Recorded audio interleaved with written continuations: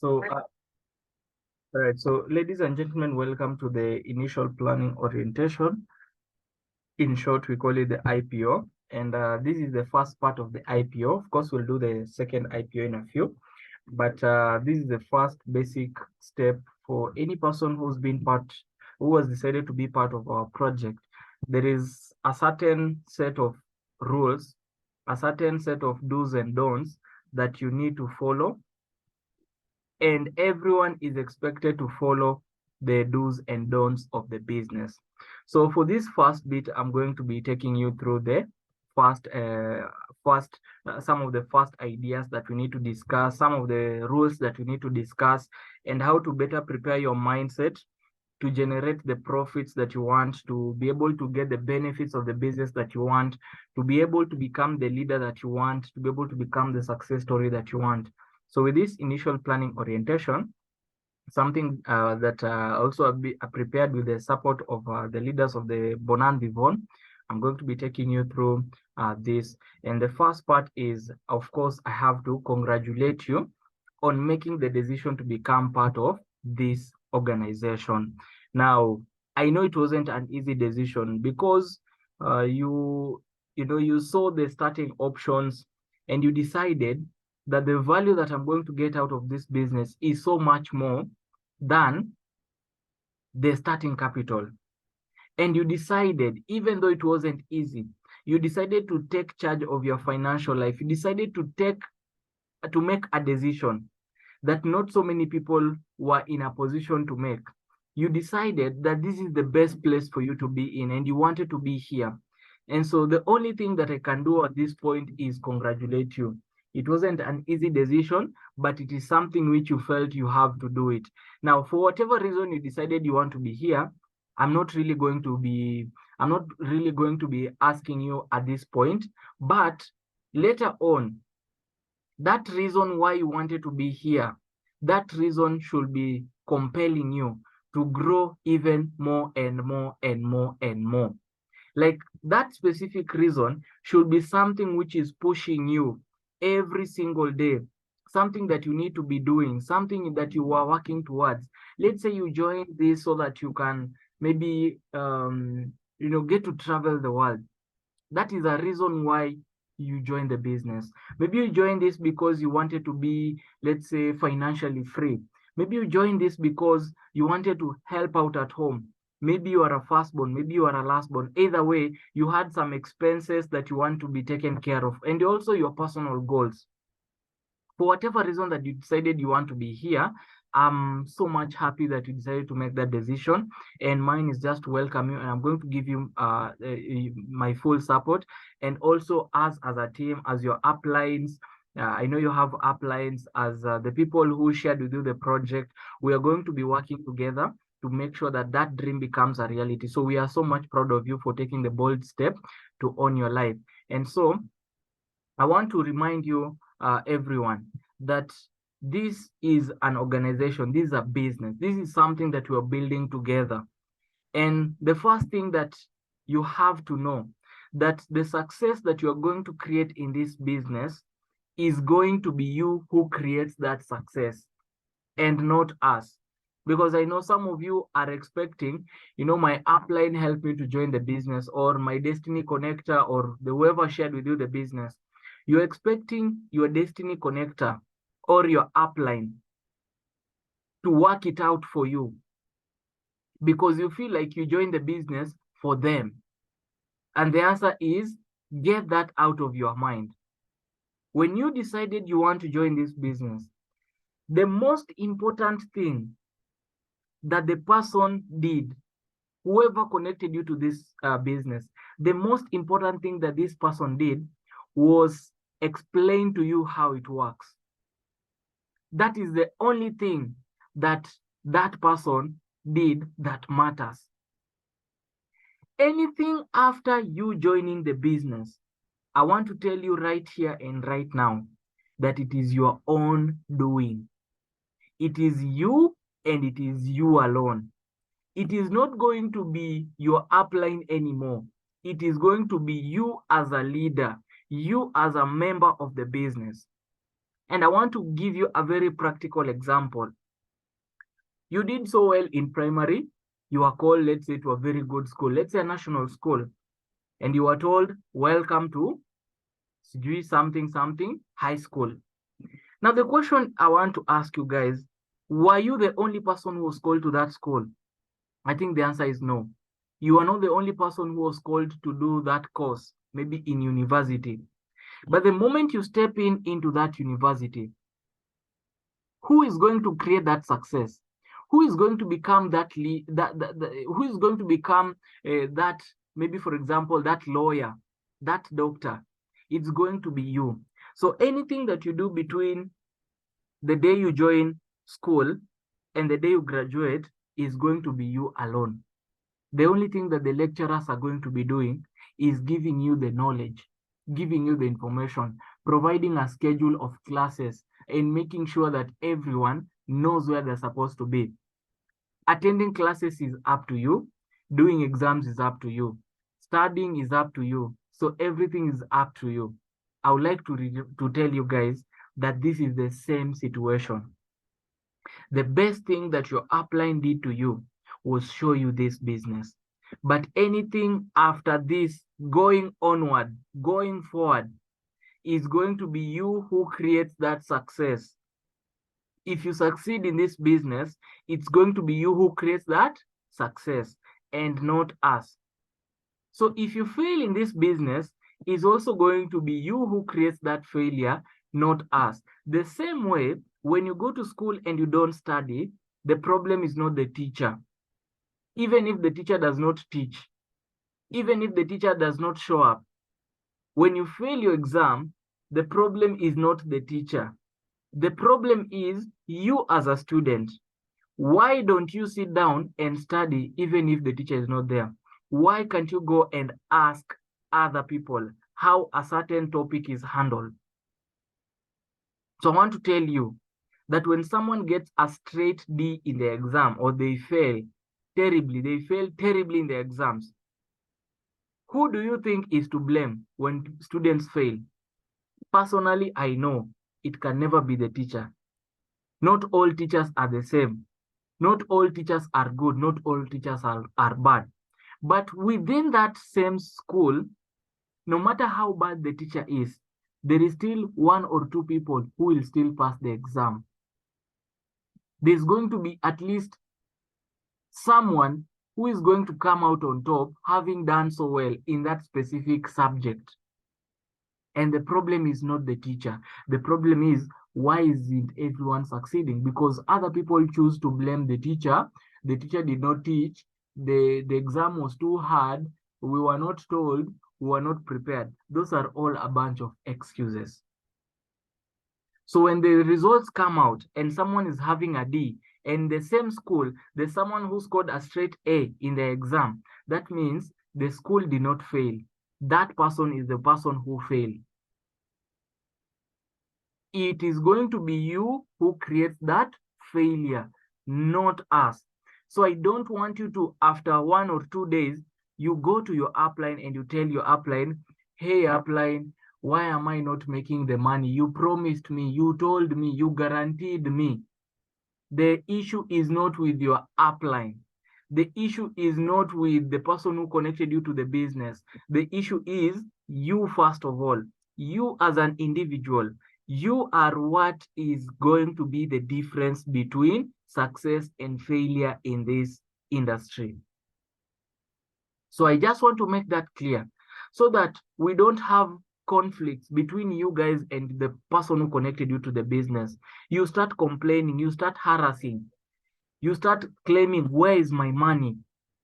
And you see clearly the money was used to purchase for you an account and your package, and you have everything. So I don't want to hear, hey, upline, why am I not making money? Upline, when will I start earning?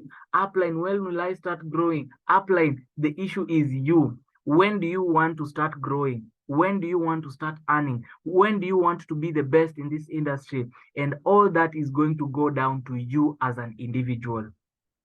So I want to tell you that you're going to be the difference between success and failure in this business. Nothing else, nothing more, nothing less. You are the difference. So if you don't take charge of your business from the word go, you are expecting your upline to do everything for you. Maybe for this first month, they might do it for you. But if you don't take time to learn whatever we are discussing here for the next 1 to 3 weeks, then you're going to be one of those people who will be complaining. You're going to be one of those people who are going to leave your group. You're going to be those people who are going to be cursing, saying, I curse this project. It is, no, no, no, no, no. You are going to be the difference. So what do you need to do? The only thing that you need to do is make sure that you be the best. Research, learn, do the activities necessary. Just make sure that you're not amongst the people who will be cursing their uplines or cursing their sponsors or their destiny connector because you're not growing. They have nothing to do with your success. And I want you to assume today you are in school and the principal of that school passes away. Does that mean you have the right to say, I failed exam because our principal passed away? What does your principal have to do with your exams? If your upline today is sick, for example, if I am sick, God forbid, and I'm not able to help you to grow, does that mean that you're going to fail the business because I'm not around? The answer is no. And if your answer is yes, oh, Glenn, you're not there, so that's why I'm not growing, then you're a fool. I want you to know that from the word go. Excuses, no matter how legit they are, they will not pay your bills. You are in this industry to grow, to build a legacy. So the moment you get started, kazi ya upline wako inakuanga imeishia hapo. You and your sponsor and your upline and your destiny connector, kazi imeishia hapo. There is nothing else that is supposed to be done, because even if your upline quits the business today, amesha kuonyesha, you get started and then they quit. Does that mean now you now run away saying that business does not work? The answer is no. So ladies and gentlemen, having said that, I want you to learn how to manage your expectation, that your upline is not everything to you. Your upline is just a means, is just a tool, is just a path for you to follow. Whether you follow the path or not is up to you, but everything will be provided for you. Are we together? Now, having said that, okay, so the success that you're going to be creating in the business is going to be you and us working together to create that success. It is not going to be me, it is not going to be you, it is going to be you and I. So everyone has a role to play in this business. Me as an upline, I have my roles to play to make sure that everyone in the team is growing. Everyone in the team is at least knocking their goals or doing more. So as I start to support, as I start supporting you guys, I know what is expected of me. And also I'm going to be giving you what you need to be doing or what I expect from you. So if you don't do your bit and I do my bit, then as you can see, it's going to be very much hard for me to help you become successful. So eventually the success that you're going to be creating, the success that you're going to be getting in this business, it is going to be you who creates that success. We are going to provide the tools, you're going to provide all the necessary skills, all the necessary support that you need. But it is now you now deciding. Are we together? It's the same way, same way when you go to school, you can be in the best school. Let's say, for example, let me use a university like University of Nairobi. You can be in the best university in Eastern and Central Africa. You can be doing the best course, given the best lecturers and the best ni kila kitu.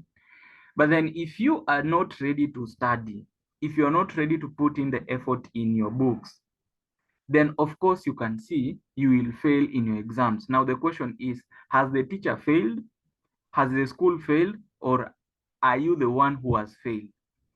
And I think we can all agree that if you don't do your bit in school, you're the one who has failed, not the lecturer, not the school. The same case in this business.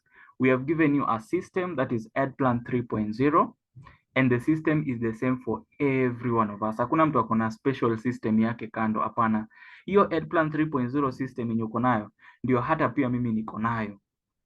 Ndio hata pia mimi nilianza na hiyo 39,000 Kenyan shillings. Ndio hata hao watu wengine wenye kwa meeting walianza nayo. Ndio kenye Alan alianza nayo, ndio yenye Betty ameanza nayo, ndio yenye Karo ameanza nayo, ndio Oscar umeanza nayo. So kila mtu invest in the same system. There's no one who has a special system from the other one. But what creates that success is how ready you are and how much hungry are you for you to create that success. That is now what makes all the difference. It makes the difference between all the top earners and the rest. It makes the difference between those who succeed in the long run and others. It makes the difference between those who become top leaders and they have a very big team and they have a very successful empire and so on and so forth from the others. Just how hungry you are and how are you using the tools which have been provided for you. So it is not going to be us if you fail in this business. It is going to be you who creates that failure and not us. You are going to be the difference between success and failure in this business. Just like I've told you, it is the school which provides the tools, but then it is you who decides that you want to create that success, or you want to pass the exams, or you want to be who you want to be in school. Welcome, Julius. Just, okay, he's trying to connect his microphone. All right. I hope you can hear us. Now, if you're going to be the difference between your success and failure, then I want to understand we are going to provide the roadmap. We are going to give you the tools, that is the system. We are going to give you the structure, and we are going to give you the support. What do I mean the roadmap? We are going to tell you this is the route to follow, and these are the mentorships, these are the everything, this is how you can become the success. That is the roadmap until you can get to your goals. And me as your upline, I'll always tell you this is the roadmap. Every now and again, I'll remind you that this is the roadmap, this is the roadmap, this is the roadmap.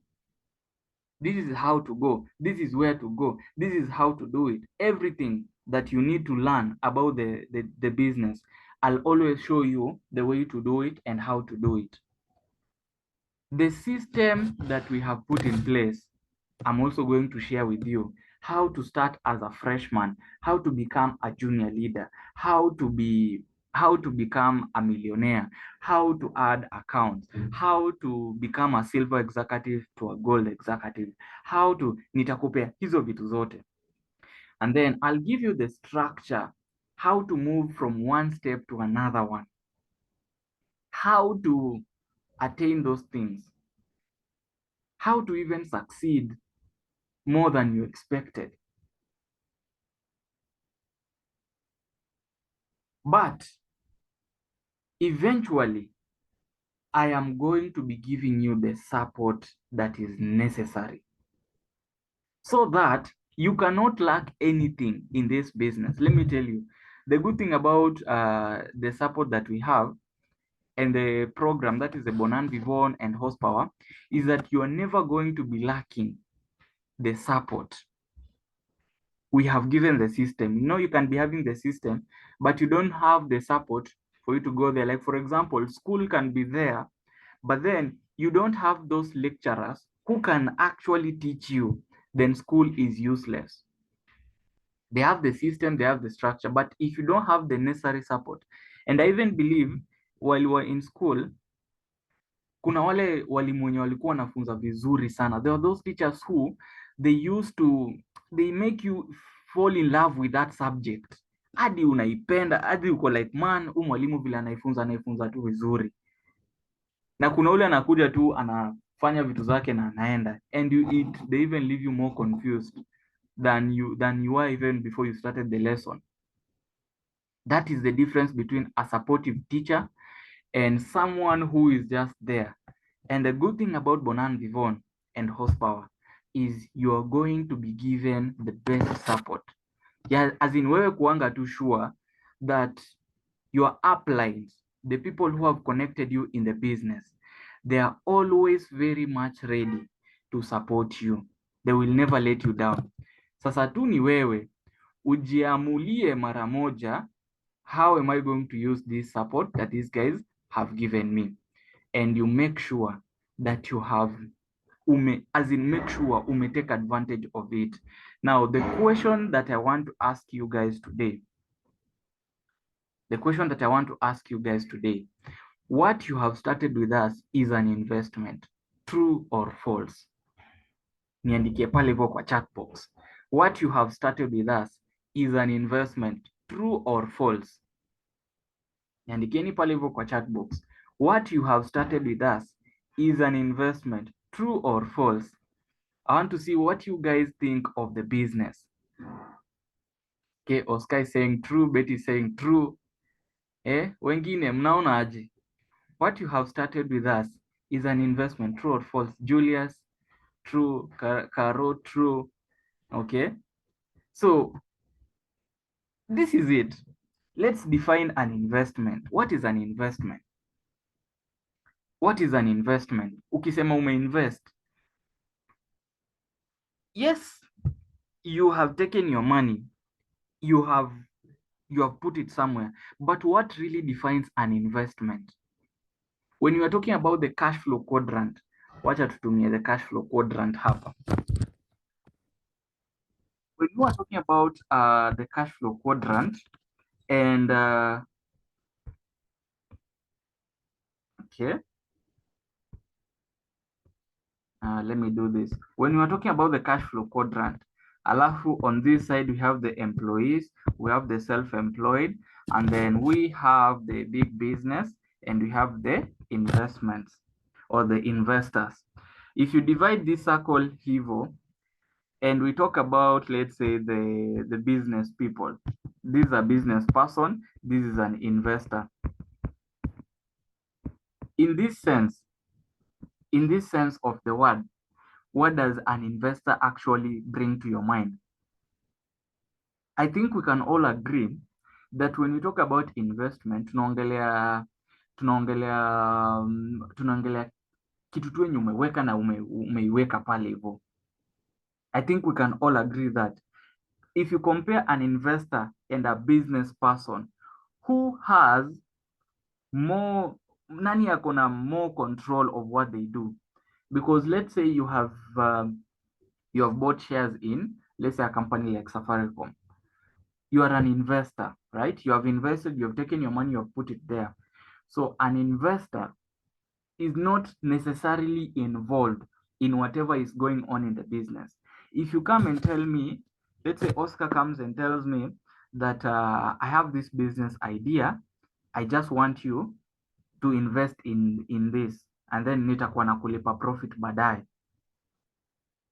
Sawa sawa.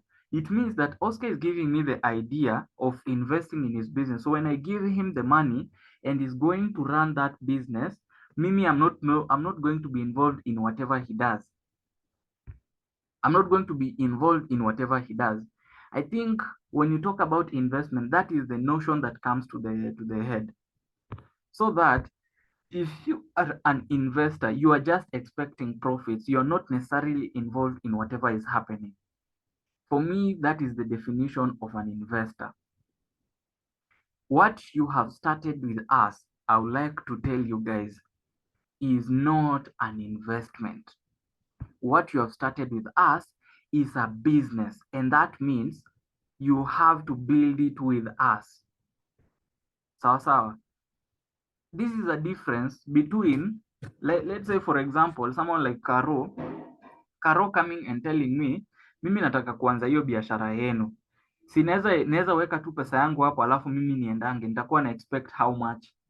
That is someone who is thinking like an investor. You're not thinking like a business person. It's not bad. It's not bad at all.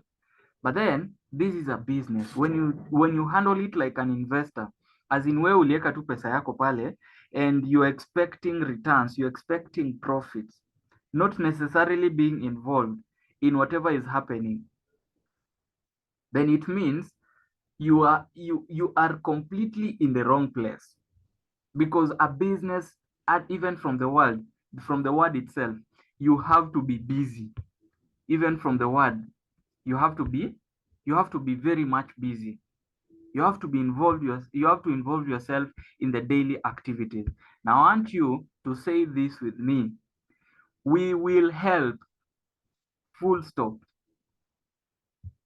I want you to say it with me wherever you are. Wherever you are, we will help, full stop. Then it is going to be you building your business. Are we together? We will help, but you build your business. It's going to be you who is going to be building your business. Whatever you need in this business, it will be provided, it will be handled, everything will be done for you. But it is going to be you who is going to be building your business. When you are paying the amount of money, or let's say when you are starting the business, you ask the person who connected you here, will you guys support me? Mtani support? Mimi niko na hii tu shida peke yake, but nimependa biashara. Then the upline who helped you get started alikuambia aje? I will support you. They will support you, but they will not do everything for you. They are just there to support you, but you are the one who is going to be involved in majority of you building your business. They'll be there to help you with, let's say, presentations. They'll be there to help coach your new team. They'll be there to help you, maybe if you have an issue, maybe unataka kuencash. They'll be there to help you, for example, when you want to do 1 or 2, 3 things. But then, wewe as a human being, you are going to be the one doing the business. Are you together?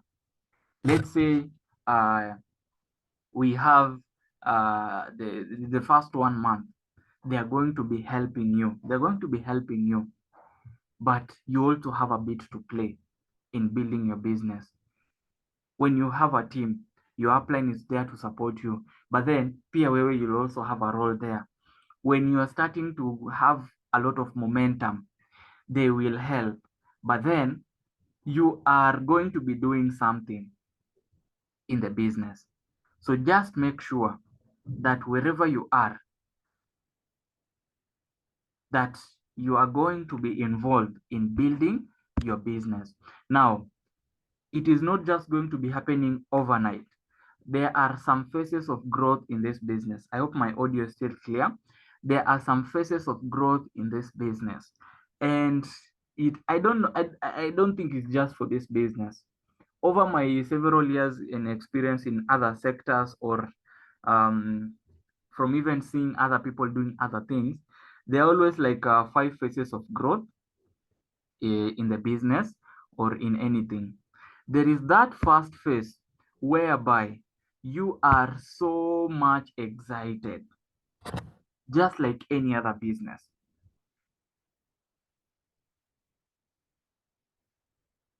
Are we together? Just like any other business.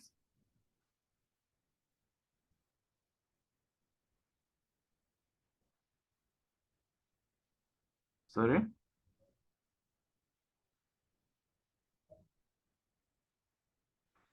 So just like any other business, the first phase inakwanga the excitement phase. Umefurahia sana, you have opened your business, or you have gotten your account, or umeanza nini na nini na nini.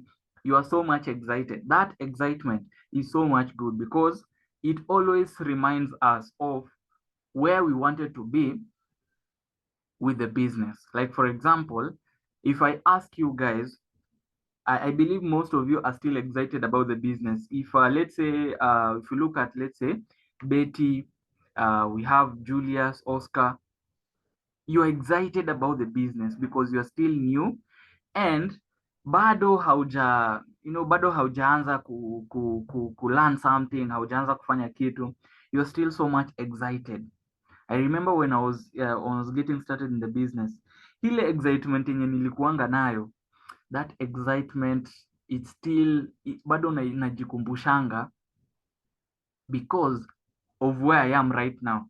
Najikumbushanga hiyo excitement, najianza man, nilikuwa so much excited. I remember that day I did this, I went that. I used to think mimi sasa nishakuwa millionaire. I was like, mimi hata sikuanga na wasiwasi, nilikuwa na that excitement that hapa sasa ndio naenda kuacha hii watu wanijui man, naenda kuomoka, my friends will not even recognize me. Like I had that notion, I had that excitement, and it is very much good because you are so much optimistic, you're so much hopeful that this is where you're going to be. But just like any other business, remember it takes time to build your business because you're still building your foundation. It takes time for you to build a business. It takes time for you to be the success that you want to be.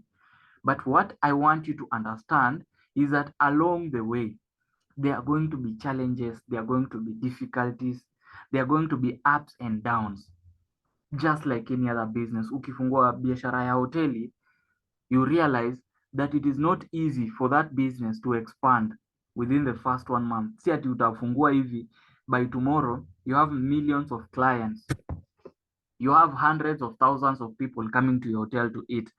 When you open a kiosk, let's say even a boutique, a hair salon, when you start, let's say, the real estate business, si ati watu wataingia kwa nyumba yako immediately. Hapana, it takes time, it is a process, it is something that you have to do step by step.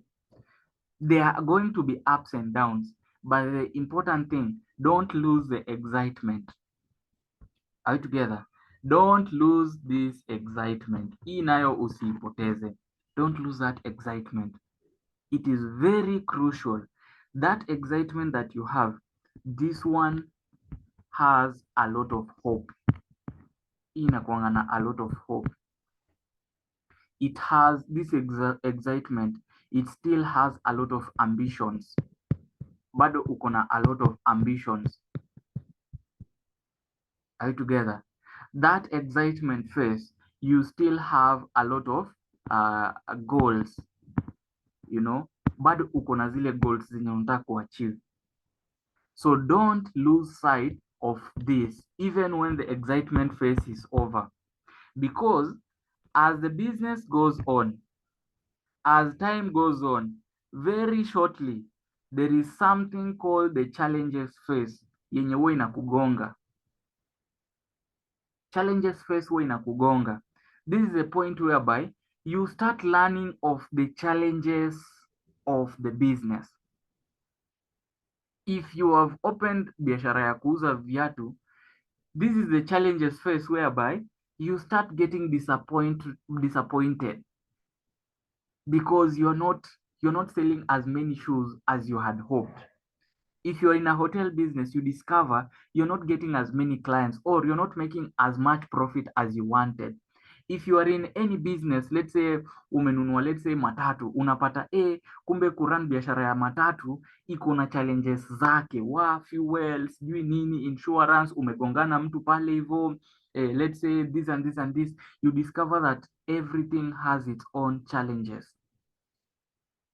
And this is where majority of people, they discover that, oh my god, kumbe sio rahisi vile nilikuwa nafikiria. Oh my god, kumbe kuran this and this and this. Not even just in business. I've seen maybe sports people. If you've seen these, maybe for example, young footballers, they start, but then they are hit with challenges. They become so much disappointed and people start criticizing them. If you've seen musicians starting, wakianza their careers in singing, you find that they are so much excited about their careers. They are very much positive. Na wanajua sasa kutoka hapo mambo inaenda kuwa mzuri sana. So the moment they release a music video, for example, a lot of people, they start criticizing them. They discover, kumbe kupromote music si rahisi hivi. Their YouTube channel is not growing. They are not making any money. That is the challenges phase. And it happens for everything in this world. Nothing in this world. For example, even in marriage, a very good example in marriage. Okay, I'm not married, so I'm not the best person to advise on this, but what I do know, even if you've ever tried a relationship, that ka first 1 month inakuanga tamu sana, everything is a bed of roses. Mnaamka kila siku, hey baby, hey darling, nini nini. That's the first month, you're still excited. The moment that excitement imepungua tu, the moment that 1 month imeisha tu hivi, the moment inaisha tu hivi, my friend, challenges zinaanza kuingia. You discover kumbe living with someone is not easy. You discover kumbe that other person is difficult. Are we together? Everything in this world inakuanga na these phases of growth. The next phase is a critical phase whereby you have to decide to keep on going with whatever you are doing. That marriage, you have to decide, do you have to keep on going, or are you completely going to give up on it? And hapa sasa ndio watu wengi, they go back and they go back on their goals, they go back on their vision, and they decide it's not worth it, let me just leave this. This is where people, they decide maybe to divorce. Kama ni relationship, mnaamua sasa hapa ndio sasa ifike mwisho. Kama ni biashara, unaona mtu anafunga biashara yake ya hoteli. Kama ni nini, unaona mtu anaiachia hapo, because they have gone through the challenges first and the critical phase imewagonga. They have just decided it's not worth it, let me just quit this, let me just leave it, it's not worth it. So in the critical phase, hapo sasa ndio you decide whether your goals are much more important than the challenges that you are going through. For me, when I did get started, I went through this phase, and when I was going through this challenges phase, I really had to decide, am I going to do this or am I going to give it up? When my friends started telling me, hiyo biashara, umeanza, I had to decide. It was a decision which I was making, to either stay in the business and keep on doing it, or to give up on it completely. And for me, I decided I'm not going anywhere. If the success I saw in the business is real, then I'm going to do it. Afadhali nikufe nikiifanya. Afadhali isemekane he died because of doing a lot of business. He died because he was putting in a lot of effort. Afadhali isemekane hivyo, rather than I give up on my goals, I give up on my dreams, na mara moja tu iishie hivyo. The same thing you have to tell yourself, guys. If you're going to do this business, then give it your all. There are going to be challenges along the way. And as your upline, I'll be very much honest with you.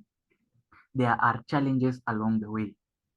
I'll be very much honest with you, because even my upline alikuwa honest na mimi.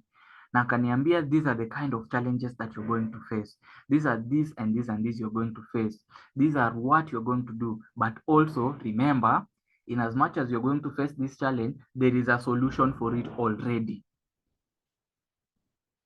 Alikuwa tu open na mimi, akaniambia, whatever challenge you're going to face in this business, you're not the first one to face it. Whatever challenge you're going to face in this world, you're not the first one to face any challenge in this world. Kila kitu inakuwa na challenges zake. For sports people, for musicians, for business people, for politicians, kila kitu inakuwa na challenges zake. But you have to decide if the major reason why you started that thing is going to keep you going, or you're going to give up on it. But whatever challenge you're going through, it already has a solution. When you come to me up and you tell me, upline, I've been trying to do this, I already know you're going through a challenge, but I'll tell you, don't worry. Hiyo ni kitu simple. Kuja, kaa chini, let me explain it to you, and you'll now be better. Everything that we do has solutions in this business. So usikuwe na wasiwasi when you start the business and you start going through challenges alafu unyamaze. We already have a solution for that. Are we together? Now, once you are able to overcome that challenge or that critical phase you're going through, whereby the urge to quit is at its highest, Now comes the growth and maturity phase. In this phase, you are going to experience a little bit of growth and a little bit of momentum. Ukipita hii critical phase, you're going now to experience a little bit of growth and a little bit of momentum. This growth and momentum that you're getting is enough to give you confidence. Like, for example, a few months ago, I had one of my leaders started the business, was so much positive, was so much excited. The moment the friends wakajua anafanya biashara, wakaanza kumdiscourage. So they came to my inbox, wakaanza kuniambia, hey, upline bana, my mom ameniambia hivi, my dad ameniambia hivi, my small brother pia ameniambia hivi na hivi na hivi, na mimi sijui nifanye aje. Nikamwambia, don't worry, come let's talk.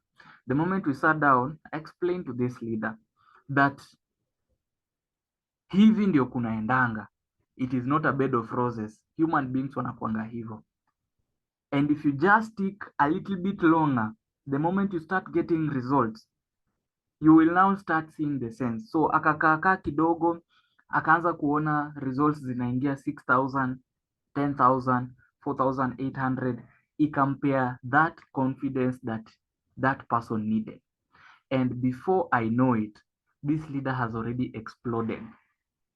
Kidogo kidogo tu anakuja tu aniambia, apply, don't worry, hii wiki I'm going to be making even more money than you. Upline, I'm going to be building a very huge team. Upline, this and this and this and this. Oh, upline, I am very much ready. Upline, sasa saizi nishaelewa mbona not so many people decide to do this business. That is the growth phase, whereby you are getting a little bit of growth. Unapata 4,800, another 6,000, like 10,800, another 15,000, nini pole pole tu, pole pole until you get there, and then your business starts to mature. Your thinking starts to grow. This is your thinking. Your thinking starts to grow. What else? Your income also starts to grow. What else? Your business starts to grow. That is, when I talk about your business, I mean the size of your team. Size of your team starts to grow. How you do things also starts to grow. Kila kitu, you become mature in the business. This maturity phase, you are now in a position to be called a leader. Yes, you are not there yet, but the way you are handling things, the way you are doing things, it shows a sense of maturity. The way you are making the money, it shows that you have a good idea of how you are going to do it or how you are doing the business. And this maturity phase, this is where now I can be very much confident that even if I am not there, Oscar, you can do the business. This maturity phase, I can be very much sure that Betty, even if Eric is not there, or even if I am not there, that you are going to be doing the business. This maturity phase is where I'm going to be sure that Julius, that Caro, that Alan, that you can do the business, even if your upline is not there. That is the maturity phase. Now, once this maturity phase has grown, has been established, sasa unaingianga the sweetest part of this business. And the sweetest part of this business is called financial freedom phase. Sasa hapa, you are even making some good income. Hapa sasa, you're making a very stable income. Hapa sasa, you're making more than what you need. And you can even start saving up on yourself. When you're starting this business, the kind of, let me just, don't know if I can, let me do this. I want to draw for you a graph. Nataka niwachore graph. Okay. So assuming this is you starting the business, this business, you're going to start from scratch. Naenda kuanzia zero. I hope mnaona hiyo graph. You're going to start from zero. you're going to start, DTC yako inasoma 0, you don't have a team, you don't have anything, you don't have skills, you don't have knowledge, kila kitu hauna, but you are starting from 0. And then this is how your growth is going to grow. Growth in this business is not going to be haiendi kuwa hivi. Hii inaitwa linear growth. Linear growth hii ni ya kama job, hii ni ya the job sector. Sawa sawa, hii ni ya the job sector, that as you are starting, the amount of effort, sorry, not the amount of effort, the amount of results, or the kind of results that you are putting in, and the kind of effort you're putting in, that is in relation to time. Sawa, when I say in relation to time, you just know that time inasonga bado. So as you're starting this business, this is how your growth is going to be. Wacha nichore na red ndio uone vizuri. You are going to be growing in this kind of manner. Sawa. Sorry.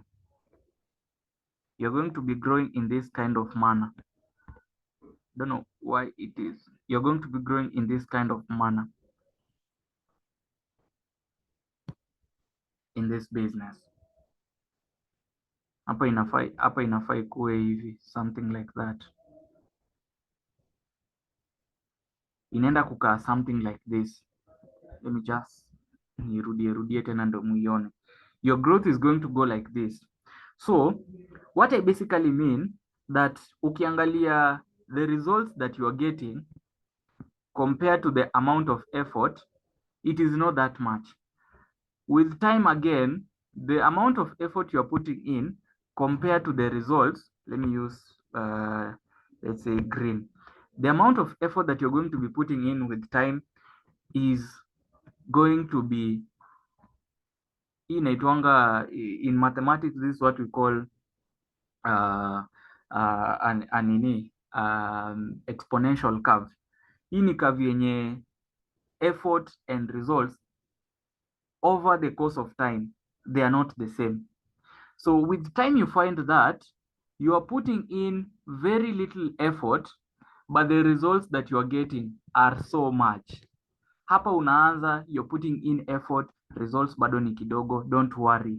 During this phase, now this is now what we call the building stage. This is the building stage whereby you are just building the business. Bado hapa ni a little bit of growth and a little bit of momentum. Then here we have the maturity phase. You are now overcoming some challenges. You have a clear thinking of how the business goes and what to do. And then here sasa ndio kuna financial freedom, whereby the effort you are putting in and the results you are getting, they are not. In fact, you are basically not putting in any effort, but you're getting a lot of results. I believe we all understand that as you're starting the business, unaanza peke yako. But as you get your first 2 people, they have now doubled the results that you're going to be getting, lakini they have reduced the effort that you need to be putting in.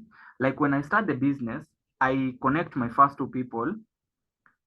For me to get the results, it is now me and my first 2 people to work together. Now, my first 2 people, as they get their 2 people each, now it's going to be me together with a team of 6 people to work and get those results. Once you start building your team, tafika point whereby you have a team of like what to 10,000 hivi. You're basically not going to be putting in any effort, but you will be getting a lot of income. Are we together? Now, there will be ups and downs. Let me just remind you, there'll be ups and downs along the way. You're going to be facing a lot of rejection. Just prepare yourself. People are going to be telling you, hizo vitu wachana nazo. People are going to be telling you, hizi vitu tumesikia, hizi vitu ni scam. People are going to be telling you, uko kwa hiyo biashara, usinikaribie. You're going to be facing a lot of negativity. You're going to be sharing the business with someone and someone tells you, kama ni hiyo wachana nayo, sitaki kuisikia. You're going to be hearing a lot of no's.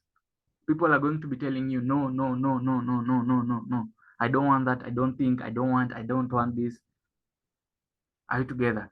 you're going to be hearing a lot of rejection, a lot of negativity. But also, you're going to be facing a lot of objections. You're going to be sharing the business with someone akwambie, nimependa lakini issue tu ni sina hiyo pesa. Sawa sawa. And you are so much hopeful that this person is going to be part of your team. Let's say it's your brother, let's say it's your cousin, let's say it's your friend, and you are hopeful that, oh my God, nataka nieleze tu kazini yangu aanze. You know, the moment unamweleza nakwambia, man, sina hiyo do, I wish ningekuwa nayo, ningeanza. That is the kind of, ups and downs that you're going to face in the business. You're going to be facing whereby a challenge whereby, yes, you have grown, yes, you have a team, but then these people, they are not on the same wavelength kama wewe, hawafikirii kama wewe. Mtu amejoin biashara na yeye hataki hata kufanya anything. You're going to be having a team whereby you are expecting them to be growing, but then they are not growing as much as you are hoping for. There will be ups and downs along the way, but don't worry, there are solutions already. Kuna solutions tayari. The solutions are very simple. We already know what to do, how we are going to do it, so you don't have to worry so much. Are we together? And we will know you in your downtime when you stop picking our calls or we start hearing excuses from you, that kind of thing. Why have you not joined this meeting? Oh, I was doing this and this. Why did you not do this? Oh, because I was doing that and that and that. Why did you not this? Una blue tick message. When your upline calls you, you're not picking up. When we have sessions, we don't see you. When we have maybe breakfast or even dinner as a team, we can't see you. When you're doing that kind of thing where it requires you to be there, you are not there to be seen.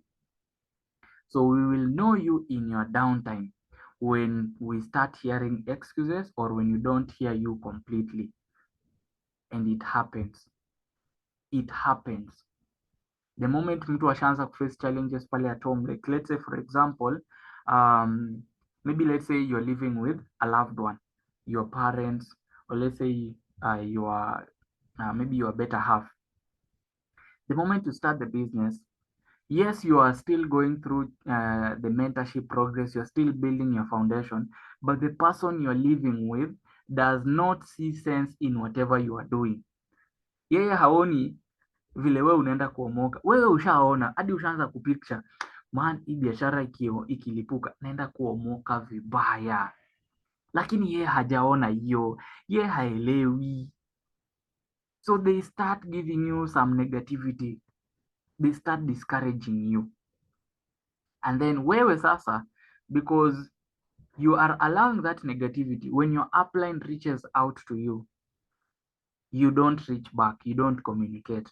When you have meetings, because your better half or your loved one or your friend ameshaanza kukudiscourage, you don't even attend the meetings. You don't pick up the calls, you don't return messages, you don't avail yourself for mentorship. Those kind of things, they happen. And I've seen it happen. Sometimes someone gets started and then ameenda nyumbani, amepewa username, password, kila kitu plus hamper and so on and so forth. But then in the morning, they tell you, oh, my husband has told me to leave that thing, so I'm sorry, I'm not going to be doing the business with you. My dad, my mom has told me to not do network marketing. My boyfriend, my girlfriend, my cousin, my big brother, my small sister, my nini na nini na nini, they have told me, they have advised me, they have discouraged me. So I'm sorry, I'm not going to be part of that project anymore. That is what happens, and it has happened severally in so many occasions. So we will know you when you stop availing yourself, when you stop doing what is required of you. Are we together? Now, when that happens with you, it happens with everyone. How do you want us to handle that? Just like I told you, you're not the first person to go through that challenge. Wewe sio wa kwanza kuambiwa no with your loved one or your friend. or even a total stranger. You might be wanting to share the business with a total stranger. You're not the first one to be told no. You're not the first one to be going through challenges, maybe financial challenges, maybe even social challenges, and so on and so forth. You're not the first one to be going through that. And when you are in your downtime, hiyo time yenye una feel vibaya sana about the business that you want to quit, how do you want us to handle that? Would you want us to leave you alone, or would you want us to be persistent and remind you why you made this decision in the first place? What would you want us to do? As for me, let me just tell you, me as your upline, I will always make sure that I reach out to you. If you have my number or if we talk regularly, I always reach out to my leaders. Maybe I don't reach out to all of my team because I have a very huge team. So I might not reach out to each of them individually, but I know how everyone is progressing. So when I don't see progress somewhere, I reach out to them immediately. I text them. Even right now this morning, for any person who I have been in constant communication with for the last 1 week, I reach out to them. Namuuliza, tajiri, mambo? Na unaendelea aje? How is business? Ananiambia kuko hivi, kunaenda hivi. So I have that knowledge of how you are doing every now and again. So when I reach out to you, just know that I want to confirm something or I want to help you wherever you are. Na hata pia wewe, don't expect me to reach out na umetulia. Always reach out to your uplines. Reach out to Eric, reach out to Abigail, reach out to Maureen, reach out to Lino, reach out to Alan, reach out to James. Any one of those leaders, reach out to Levi, reach out to them anytime. Anytime. After 1 hour ukirelax tu unaanza upline mambo. Another 1 hour upline ni aje? Nataka unifunze hii, nataka unisaidie hii. Niko na hii challenge, niko na hii swali, niko na hii na hii na hii na hii. Reach out. Don't wait for me to reach out to you. Reach out every now and again. I want to see guys wanachangamka. Nataka kuona unajituma, nataka kuona una push. But you just know that even in that time, I am not going to leave you alone. Even in your downtime, I'll be reaching out to you regularly.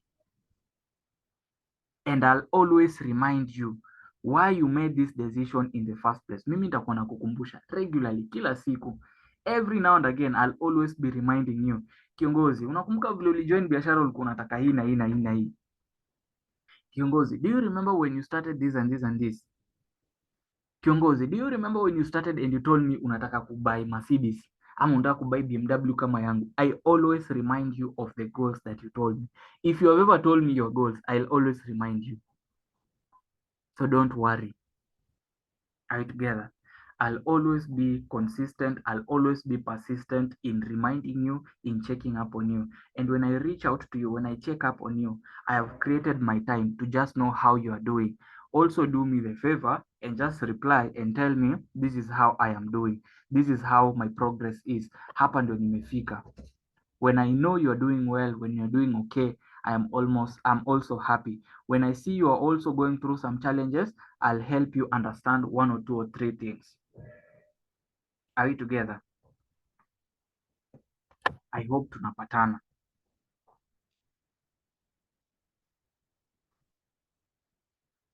Now, let's proceed.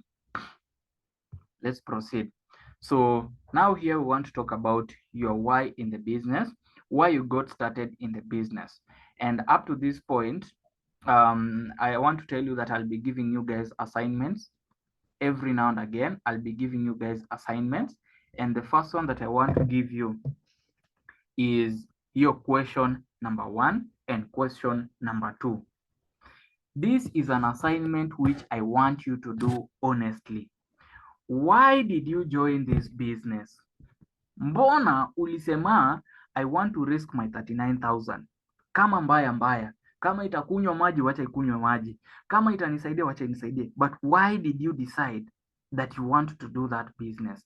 And don't come and tell me, I wanted to make the money. Yes, you wanted to make the money. But hiyo pesa ni ya kazi gani? Tell me, why did you want to make the money? And let me just guide you on how you can do this. What is your deepest desires? What is your deepest desires? I know we all want to make the money. Yeah, si mbaya. But what is your deepest desire in life? What are your goals in life? What are your goals in life? What are your ambitions? Goals are different from ambitions. Are we together? Apart from ambitions, what will make you happy in this life? Maybe your deepest desires are maybe, for example, your deepest desire is to just always be successful. Wewe ni ule mtu unafikirianga, mimi hii maisha sina option, I have to be successful. That is your deepest desire. Then talk about your goals. Maybe you have been thinking of having several businesses. You have been thinking of having several streams of income. You have been thinking of having a different kind of success, and so on and so forth. As in, kuna zile vitu zenye unasemanga in life, mimi natakanga vitu kama hizi na hizi na hizi. Write them down. What makes you happy? Assuming right now you are making 1 million Kenyan shillings per month, what will you do with it? That is your why. Are we together? And when you are writing your why, majority of them should not be directly related with you. Should not be directly related with you. If you are to make 1 million Kenyan shillings, tell us what are you going to be doing with it, and it should be indirectly related to you. There's a reason why we are doing it. Let me give you an example. In any case, unachanganikiwa. When I was starting this business, yes, I wanted to make the money. But there were three major reasons why I wanted to. Okay, zilikuanga mingi sana, but when I categorize them, they were of three categories. My first reason why I wanted to do this business was I wanted to help out my family back at home. Mimi nilikuwa nataka hii biashara bana, ikinisaidia tu niomoke vizuri, mimi ule mzazi wangu atafurahi sana. Mimi, I just want my dad to retire completely. I wanted him to stop completely working. I wanted to start taking care of him. He's a high school teacher. And we all know in Kenya, high school, hawalipi sana. It's being taxed. They're working so much hard. I've seen my dad working ever since I was young. And that thing ilikuwa inaniumanga sana. I really wanted to take care of that guy. I also have 3 younger brothers. So the goal was to help my younger brothers to also completely be taken care of. Mtu aingie shule, ajuange tu school fees imelipwa, ako na pocket money mzuri sana, asome kwa bidii. I wanted to invest for them. I'm the firstborn. So of course niko na hiyo instinct, I want to take care of things at home. I wanted to make sure home pale hivyo kila kitu iko sawa. Maybe even buy dad a car. In fact, even my BMW, I'm not the one who drives it. Ever since I bought it, my dad has been amekuwa akini pressure. For the first 3 months nikamwambia, aya basi enda driving school, enda ujifunze driving school, alafu ukishamaliza nitakupea gari. Alienda driving school, akapambana akasoma. So between March and this time, I have really enjoyed that vehicle. By the way, hiyo vehicle namtumianga tu fuel, pesa ya fuel, na maybe insurance, na sort out na nini service. I sort him out. Namwambia okay, inahitaji nini? Okay, fuel, haya sawa, ndio hiyo natuma. That vehicle I don't even drive it nowadays.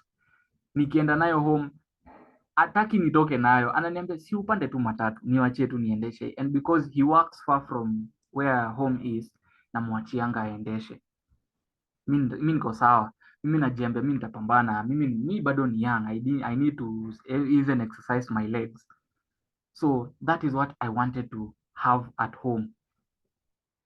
The second reason why I wanted to do this was for myself. I have so many goals, I have so many ambitions, I have so many things that I want to do.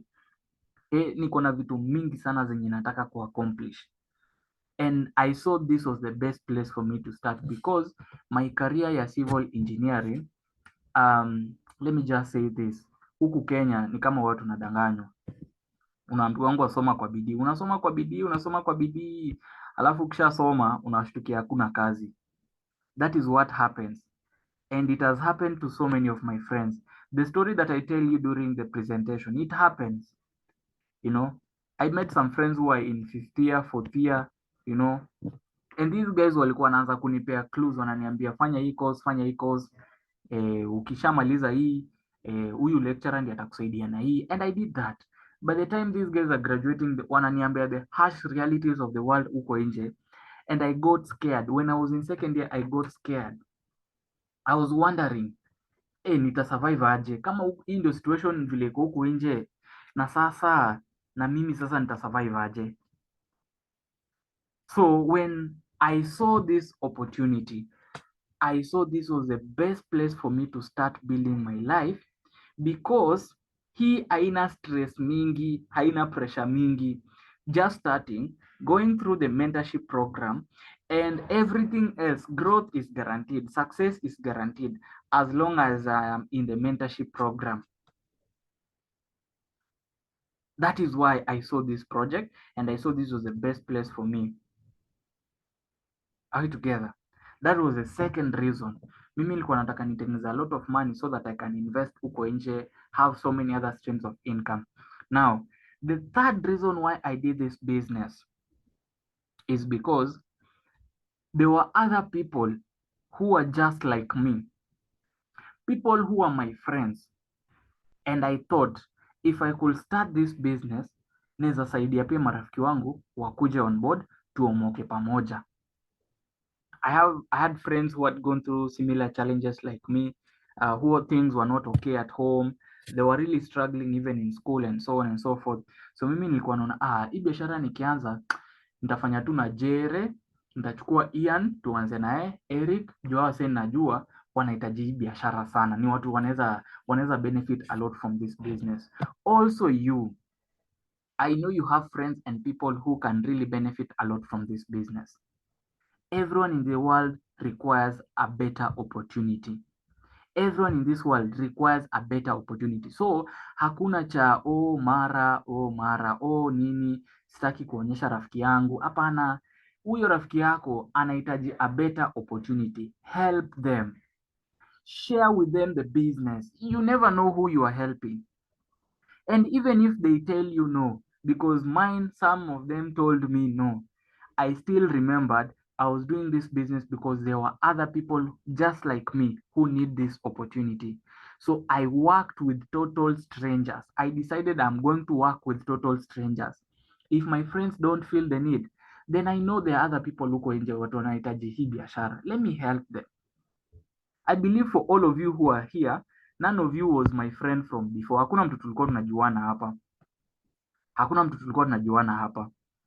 When you talk about, let's say, Alan, mimi sikuwa najua Alan. Alan is a Burundian. I have never been to Burundi. He's here in Kenya. We had never interacted before. I met Alan through Facebook. Tuka book appointment, came to the office, saw the business, didn't have the money, akapotea 1 year and like 3 months. Reached out to him again, nika check out how he was doing. He tells me things are not okay, and I tell him, don't worry. Do you remember the business I shared with you? Yes. Aya, kuja tena nikuelezee tena. And right now, Alan is one of the top earners in the team. From a total stranger, right now, he knows I am the only friend he has who is going to help him to make more money. Looking at Oscar, hata Oscar sikuwa namjua. Through a WhatsApp group, we just communicate, we book an appointment. He's so much excited about the business, and I'm here to also help him. Very soon, he's going to also be the top earner in the team. And also, he's going to challenge you guys. He's going to be doing so well. But right now, a few weeks ago, we were complete strangers. Hatukuwa tunajuana. Julius, the same thing. Okay, Julius, Ian was your friend. We have nani mwingine, Caro Waigumo was your friend, Betty Waigumo was your friend. And so if you have a friend who shares with you the business, don't let them down. Nani, chapa kazi, because this friend hakuwa anataka umoke peke yake. This friend did not want to be successful alone, and so for that matter, they shared with you the business, not for them to make the money, because you might be thinking, my friend wanted me to join the business ndio aomoke. Hapana, hiyo 4800 alitengeneza ama hiyo 10000 is not enough for them to become successful. 10000 haiwezi kusaidia mahali. When, for example, I register Aline in the business, I made something like 10,000, 15,000, or even 20,000. Okay, but 20,000 was not enough to settle my goals, to help me achieve everything that I wanted to make. Now, the good part is, after I made the money, I sat down with Alan and I told him, Alan, sasa mimi na wewe nataka tuchape kazi, nataka ukuwe successful. And I helped Alan to see the vision, and I helped Alan to start building the business. So as we speak right now, when Alan is becoming successful, I am very much happy. Not even the money which I made when I registered him in the business, but I can see Alan is doing so well, so it also makes me happy. When I register, for example, Eric in the business, I just make, let's say, 4,800. But that was not the goal. The goal was to help Eric make even more money. When Eric makes money, when Alan makes money, when Oscar makes money, when you guys make money, that is now where my success comes in. But I'm not going to become successful until I help you guys. So I'm not going to be registering you in the business alafu nikuache. I'm going to be helping you to grow, because your success is ultimately my success. So I have to help you become, imagine, this is the only industry where you help someone become successful, you also become successful. For your upline to be successful, you have to be successful so that your upline becomes successful. And up to right now, I want to confirm to you guys that none of us are successful. Mimi sio successful. None of these leaders are successful. The mastermind leaders are not even successful.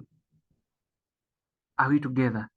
We are all still in the journey. When you look at me and you think, oh, Upline is making over 160 per month, Upline is driving a very good car, Upline is nini na nini na nini, bado, mimi, I'm not even successful.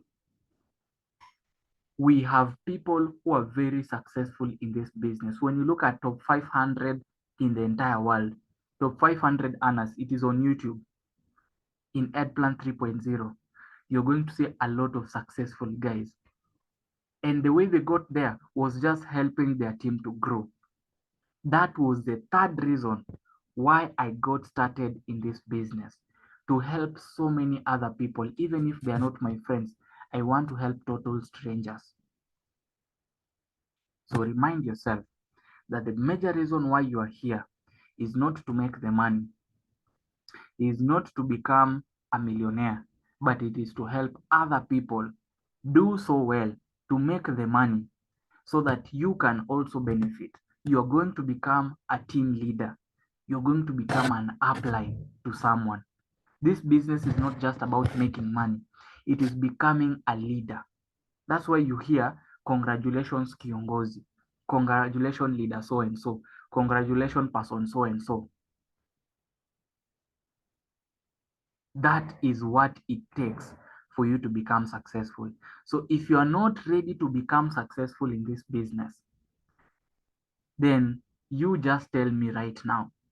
If you're not ready to become an upline or a leader in this team, you just tell me right now.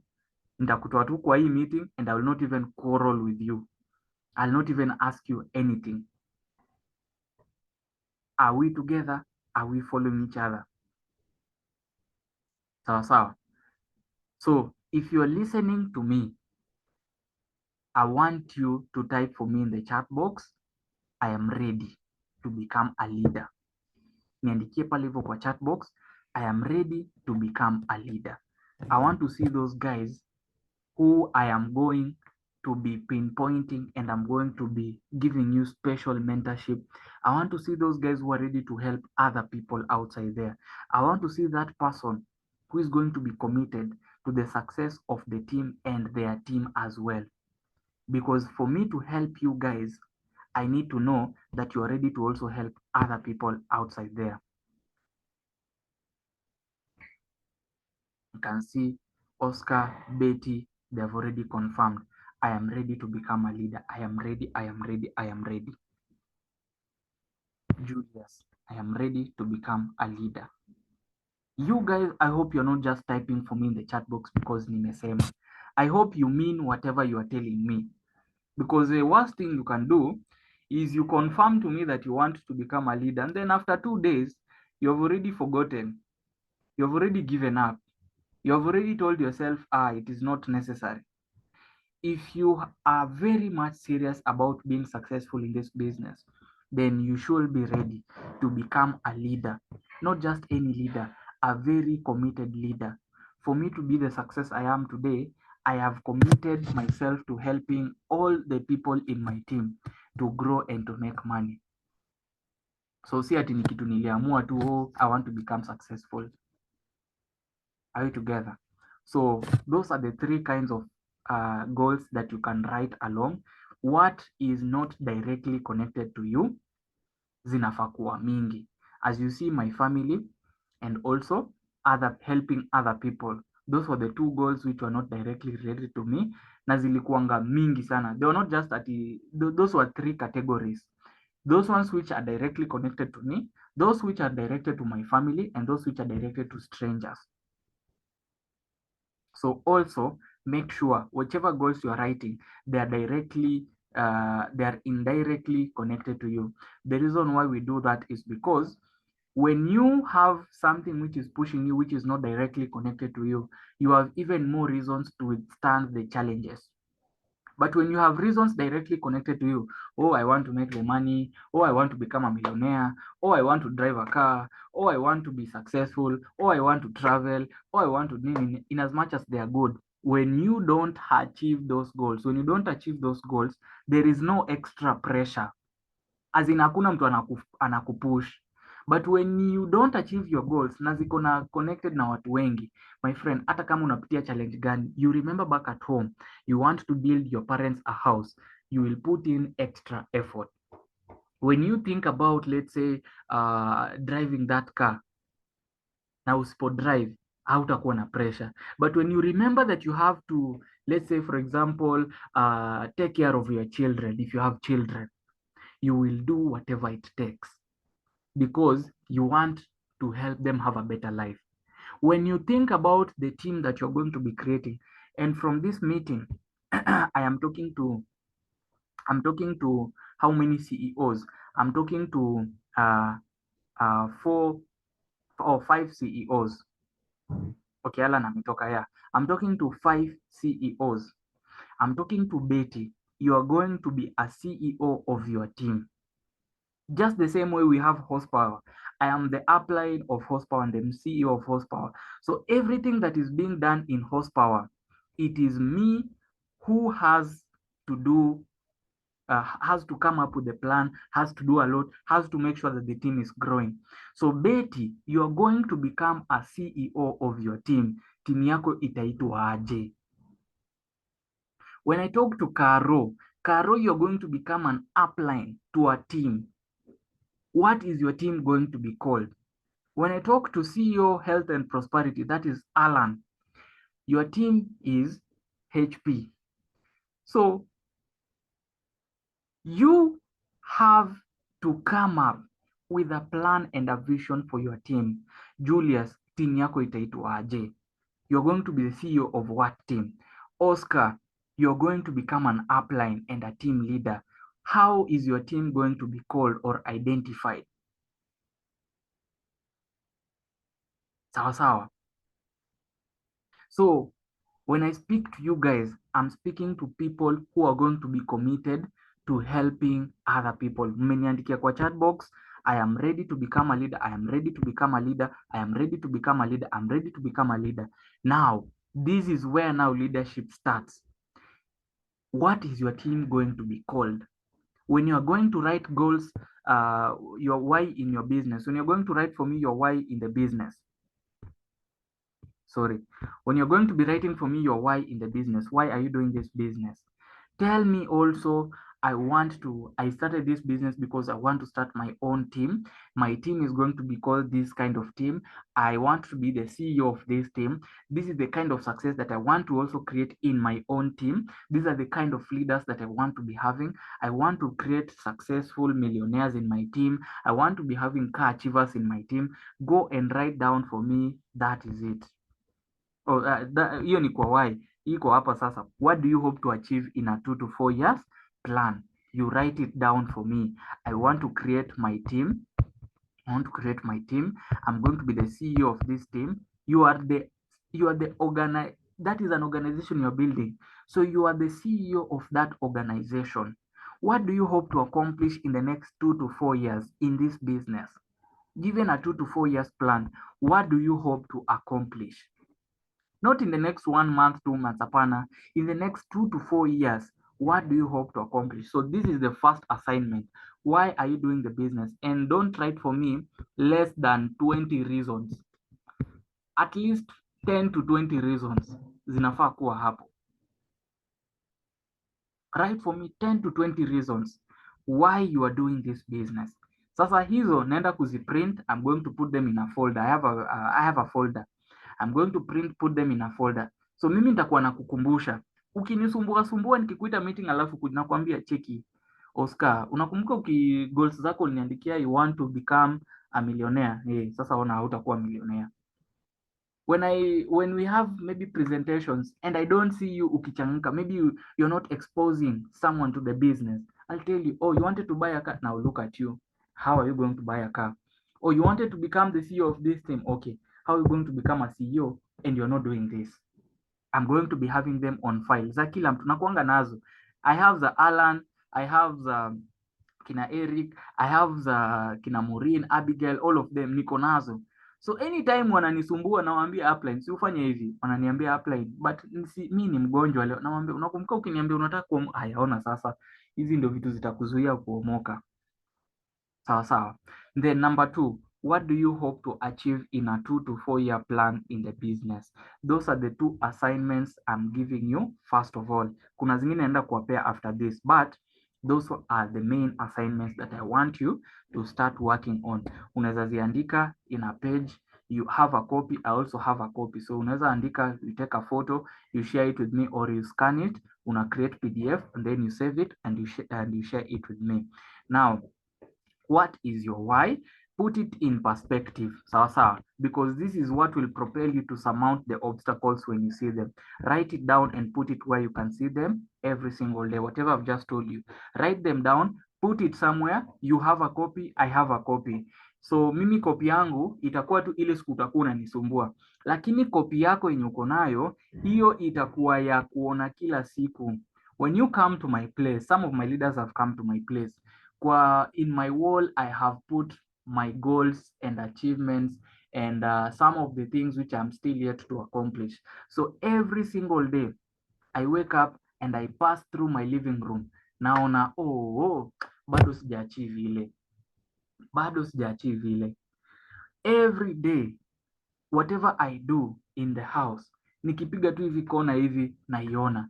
Nimestick in my bedroom and in my living room. So anytime I am passing through those 2 areas, I see my goals and I see those things which I want to work towards. Guys, let me tell you the power of the subconscious mind. When you see those goals every now and again, huwa zinakuingia kwa akili. Hadi unajiambia, I have to do this, I have to do this. Hadi in your dreams, ukiamshwa hivi usiku ulizwe, wewe unataka kuaccomplish nini? Because you have been seeing them every now and again on your wall and at the back of your mind. Nikikuamsha saa 6 usiku nikuulize, what do you hope to accomplish? You should be in a position to tell me. Are you together? So ile siku yenye unapitia challenges, unapitia uko na excuses mingi, you're facing some objections, some rejections, those are the things which you are going to be needing to remind yourself why you're in this business in the first place. Are you together? I am also going to let you know that what you are seeking is now what we call financial freedom. It will not come to you on a platter. It will not come to you on a silver platter. Don't expect that the success is going to come to you hivo too. You have to put in the effort. You're going to face challenges sometimes. And when you feel discouraged or disappointed by your friends who think they will jump up and join you. Are we together? When you start this business, we have very high expectations that, nikianza, mimi najua nani na nani watajoin. Mimi nataka wakuja wajoin tufanye nao biz. Because you have that kind of mindset. Like mimi nikianza, those people who I thought they were going to join me immediately, those are the guys who never even joined. In fact, they saw this and they were like, Glenn bana, wewe nikaa umechizi. And those guys who I did not even expect at all. Mimi nilionyesha marafiki wangu wote biashara. Niliwaonyesha. I talked to my upline, nikawambia upline, I have these friends of mine who I want us to show them the business kwa sababu mimi najua wanaweza join. But sasa I don't know how to explain to them the business. Will you do the explanation on my behalf? And he tells me, don't worry.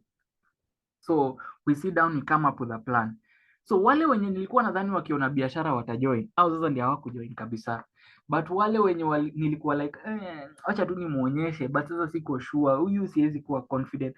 Those were the guys who are ending the session and they're asking me, Glenn, ebu ni assure tu, 39,000 naweza tafuta niipate, but tell me, are you guys going to support me? That was the only question they were asking me. And sometimes those guys who I thought they were going to join me in the business, if I was expecting them, if I had high hopes they were going to join the business and they don't join, I could easily be disappointed. So the same thing might happen to you guys. When we start building the business, we are going to start building the business from the people around you, from your friends, from your loved ones, as in what when you are in immediate contact with. Those are the easiest people to build the business with because you already have that kind of connection. So the only thing they need to see is how the business works and how they are going to be supported. We are not going to be building the business with total strangers, first of all. We are going to be building the business with friends, with our family members, with our loved ones. But the only thing I want to tell you is that don't expect so much from those people who you think they're going to join the business. You just let them see the business, let them see everything. But then when they join the business, good for you. If they don't join, don't be discouraged, don't feel down, because not everyone understands the business the same way that you do. Unaona vile wewe ulielewa hii biashara inaweza kuomosha. Imagine kuna mtu ako na akili lakini hakuona hiyo sense. That is how funny the business is. There is someone who has seen the presentation lakini hakuona hiyo sense. Haikumuingia kwa akili biashara inaweza mchangia lifestyle. So when you are sharing the business with to your friends, don't expect that everyone will see the sense the same way that you have seen sense in the business. Don't expect that they are going to get started the same way you got started, but that is okay because they were not open-minded. Those are not the right people to build your business with. In this business, imagine if this is you getting started. You have a left side and you have a right side. If this is Oscar starting the business, Oscar, you only need one person here on the left, and you also need one person here on the right. So out of, let's say, 300 friends or 300 contacts that you have in your phone, only 2 people can help you become a millionaire in this world. I want you to imagine if that is Oscar. Alafu Oscar, you have one friend here, you have another friend here. These 2 friends, let me use different ink. These 2 friends, one here aanze kugrow and another one here aanze kugrow. Are you together? Now huyu pia aanze kugrow and this one also starts to grow and the team continues to grow and the team continues to grow. Imagine this team can just be making for you 4,800, 4,800, 4,800 up to infinity. Hiyo inaenda hadi huko chini na haina mwisho. That is how this business is. You only need 2 people. So when you share the business to 300 friends and 298 of them tell you no, and only 2 of them tell you yes, these are the right people to work with. Hawa ndio sasa unaenda kuomoka na wao. When Collins shared with me the business na akaniambia tunaenda kuomoka, I said yes. And Collins is a person who walked with me to the showroom and helped me to buy my car. In fact, I've never told you this. Collins topped me up some very good amount of money. Mimi nilimwambia upline, sasa unajua wewe ndio uliniambia utanisupport nikianza biashara. Sasa mimi nataka kununua hii gari. Sasa utanisupport aje? Collins went into his pocket and he topped me up 150,000 Kenyan shillings. As in alihesabu, we had, I even have the video. We were at an event that was last year in the month of October. The event was on Saturday and I was supposed to buy the vehicle, and I bought the vehicle on Wednesday. So I went and paid like I paid 1.1. Nilikuwa nimebakisha like 700,000 to clear everything plus insurance plus service plus everything. And I only had 500,000 Kenyan shillings. Let me tell you, by the way, these leaders, they also helped me out a lot. Acha niwaambie, let me tell you what happened. Out of the remaining amount of money, Maureen, who is my downline, I brought her to the business. She's the upline to Kina Eric, Abigail, and Kina Nani. Maureen topped me up 30,000.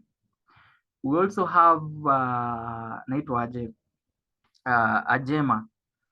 Reina is one of my powerful leaders. She topped me up 30,000. Lino topped me up 30,000. Nani mwingine alinitop up nimesahau. I really forget their names. I really forgot the actual, they topped me up. And then upline wangu Sir Collins topped me up 150,000 Kenyan shillings. They told me, wewe kama uko tayari tunakusaidia. Now I want you to imagine if I never helped Maureen to make money, if I never helped Lino to, Eric also, nimesema Eric, Eric also topped me up. Now I want you to imagine if all these leaders singewasaidia watengeneze pesa. And they were all strangers. Maureen was a total stranger to me. I shared with her the business, we became a family, I helped her to grow. Eric, total stranger, nikamshika, nikamsupport, akagrow. Naitwaje? Lino, total stranger, akanisaidia. Reina, Rehab, alinisaidia pia yeye. I want to imagine if I never helped these leaders. Mi in fact nilikaa hivi chini, mi niliwaambia tu ningetaka kununua hiyo gari lakini niko short na kitu kama 200 and something. Kwaniambia don't worry. Kwanza Reina was the first person. She had just joined the business in the month of August. She encashed 38,000, akanitumia 30k. She joined the first 1 month, she made 38,000, she encashed, akanitumia 30, akabaki na 8. Maureen alingoja tu by the end of the week, akanitumia. Lino, nani? Now, during the event, we were having an event that Saturday. The one which you see when I share in my slide, over 2,000 mentees. We were having that event when we were wearing all black. All of us were wearing black. Even the photo that I use on my profile, or the one we use on the poster, it is from that event. I'm even forgetting the amount of money you can see me holding in that poster. You guys have seen that poster Ikitumokwa group, or even if when we even on my profile. And even when I introduced the session, the amount of money which I was holding and holding the microphone, that is what my upline gave me. Hiyo ndio pesa yenye upline alinipea. It was 150,000 Kenyan shillings, all of it cash. Alikuja nayo akanipea during the event, tukahesabu 10, 20, 30, 40, 50, 60, 70, 80, 90, 100, 110, 120, 130, 140, 150. Akaniambia tajiri, go and bring the vehicle. I've never told you guys this story. The leaders, they know, they have never told you. And on Wednesday, I went on 13th of October. On Wednesday, I went and brought the vehicle. it was such a very huge achievement. Let me tell you, I did not buy that vehicle alone. It was through the support of my downlines and through the support of my upline. But let me tell you, we were all strangers. So even if your friends don't join you, don't worry. There are a lot of strangers who need this kind of business, and you're going to be building the business with them. You're going to become good friends. You're going to be building empires. So msikuwe na wasiwasi. This business is so sweet, by the way, that you have 2 or 3 friends, they join your business, you're going to also be having the business, you're going to be building the business with strangers. Are we together? I hope tumeelewana hapo, and I hope right now you have a clear sense of how you can grow. Are you together? Now let's move. Just understand that everyone that is successful today once faced these same obstacles, but because their why was stronger, they overcame and they are right now success stories. Let's now talk about the 3 cardinal cultures of our organization. Now, the 3 cardinal cultures, number 1, you must hand over your business to God. You must involve God in your business. Hii business hauwezi ifanya peke yako. You might try as much as possible, but you need God to connect you to the right people who have the right attitude, who have the right skills, and they have the capital to start the business, and they are willing to go the extra mile to become successful. You need God to give you the energy to wake up every single now and again. You need the good health, you need the motivation, you need, as in, unafaa tu Mungu. Ni Mungu tu. Mimi mtu akiniulizanga how did you buy the car? Namwambia tu ni God manzi. Hata mimi sielewi. Every now and again I was praying to God, oh God, just help me. I want to get to this point. Give me the right people, give me the right leaders. He connected me to the right people, kina Maureen, kina Abigail, kina Reina, kina James, kina Alan, kina Nani. So he connected me to the right people who are total strangers. Also to my friends, he connected me to the right friends who we are now right now working the business together. So I did not build this business on my own. I have the right skills, I have the right mentorship, I have everything that I needed. So the only thing I needed was to involve God. Whatever we do, that information is up to you. Point number 2, you must be willing to be trained, because amateurs don't get paid, but professionals do. In this business, about 5% of people make a very crazy income, because only 5% will read 5 professional books about the business. When I say you must be willing to be trained, I mean you must be ready to be taught the skills of the business. As in, lazima ukuwe tayari kufunzwa the skills of the business. This business, you cannot just do it anyhow. You need to be taught how to do different things, how to prospect, how to invite, how to do the presentation which was done, how to help someone who has questions, how to do the purchase, how to do the registration, how to help your team to grow. You need to be trained. You need to be given all the necessary skills, because only then can you get to where you want to be. For me to become the success I am today, there are some things which I know. There are some things which I was taught by my upline, which I tried and they worked, and they have now helped me to get where I am right now. So also you need to be somewhere in this business. You are only going to get there if you are ready to learn the skills which are necessary. Every other business or any other activity in this world, it requires skills. For you to be a musician, you need to learn the skills za kuimba and how to do that. For you to become a footballer, you need football skills. For you to become a politician, lazima ukuwe na skills za politician. For you to become a comedian, you need that skill. For you to become an engineer, you need to have that skill. You are going to school for 5 years to gather the skills for you to become an engineer. For you to become a lawyer, everything in this world, hata kama ni let's say mjengo, unahitaji skills za kufanya mjengo. Hauwezi ingia tu kwa mjengo na uanze kufanya vitu zako, hapana. Unaambiwa eka hii mawe hapa, weka hii simiti hapa, mix this and this. This is how you build a house. Everything requires skills. And in the same spirit, this business, let me tell you, it also has its own set of skills. But the good thing about this business compared to other skills outside there or other careers huko nje is that as you are learning these skills, you are still going to get paid. Are we together? You're still going to get paid. The skills that are required for you to become successful in this business, they are very simple, and you're going to get paid while you're learning, while you're doing the activities. So you need to be rest assured that once you start learning these skills, your growth is going to be even much more higher. But it takes time. Learning these skills, they take time, they take a certain kind of effort and practice to make them perfect, for you to become skilled in the presentation which our leaders do. Like for example, you see every week we have 5 presentations on Sunday, on Tuesday, on Wednesday, Thursday, and Saturday. So except Monday and Friday, every other day we have someone doing the presentation for us. So if you are that kind of a person who wants to learn how to do the presentation, it is going to take you a while.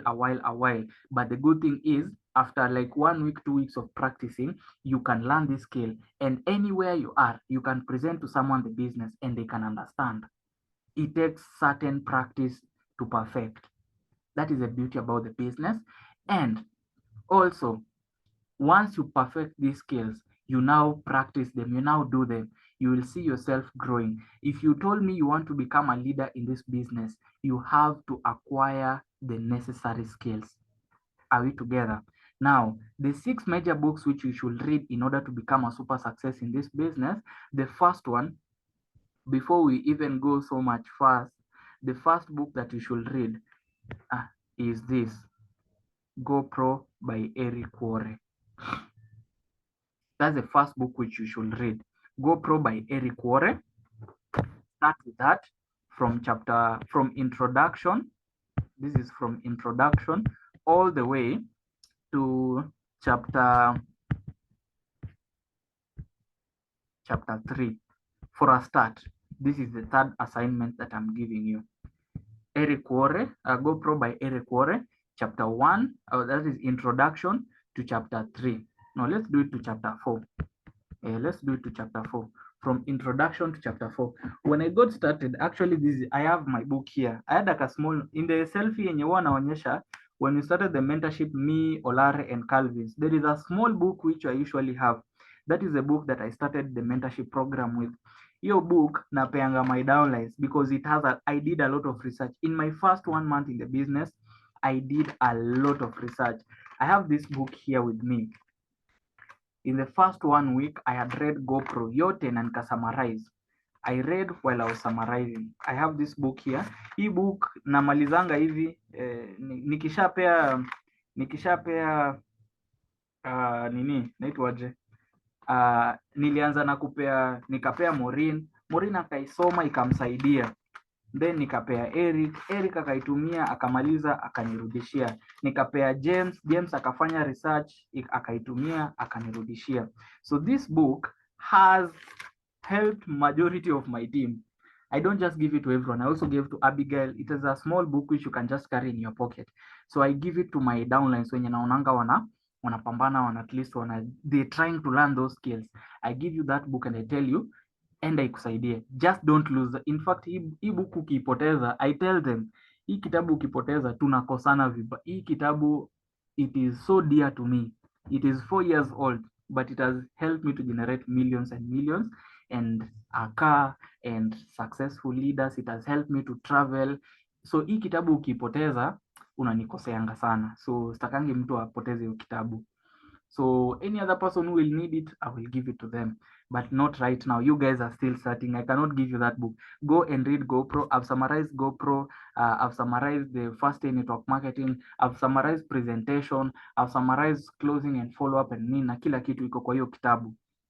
But also, I want you to start. Create your own. Create your own.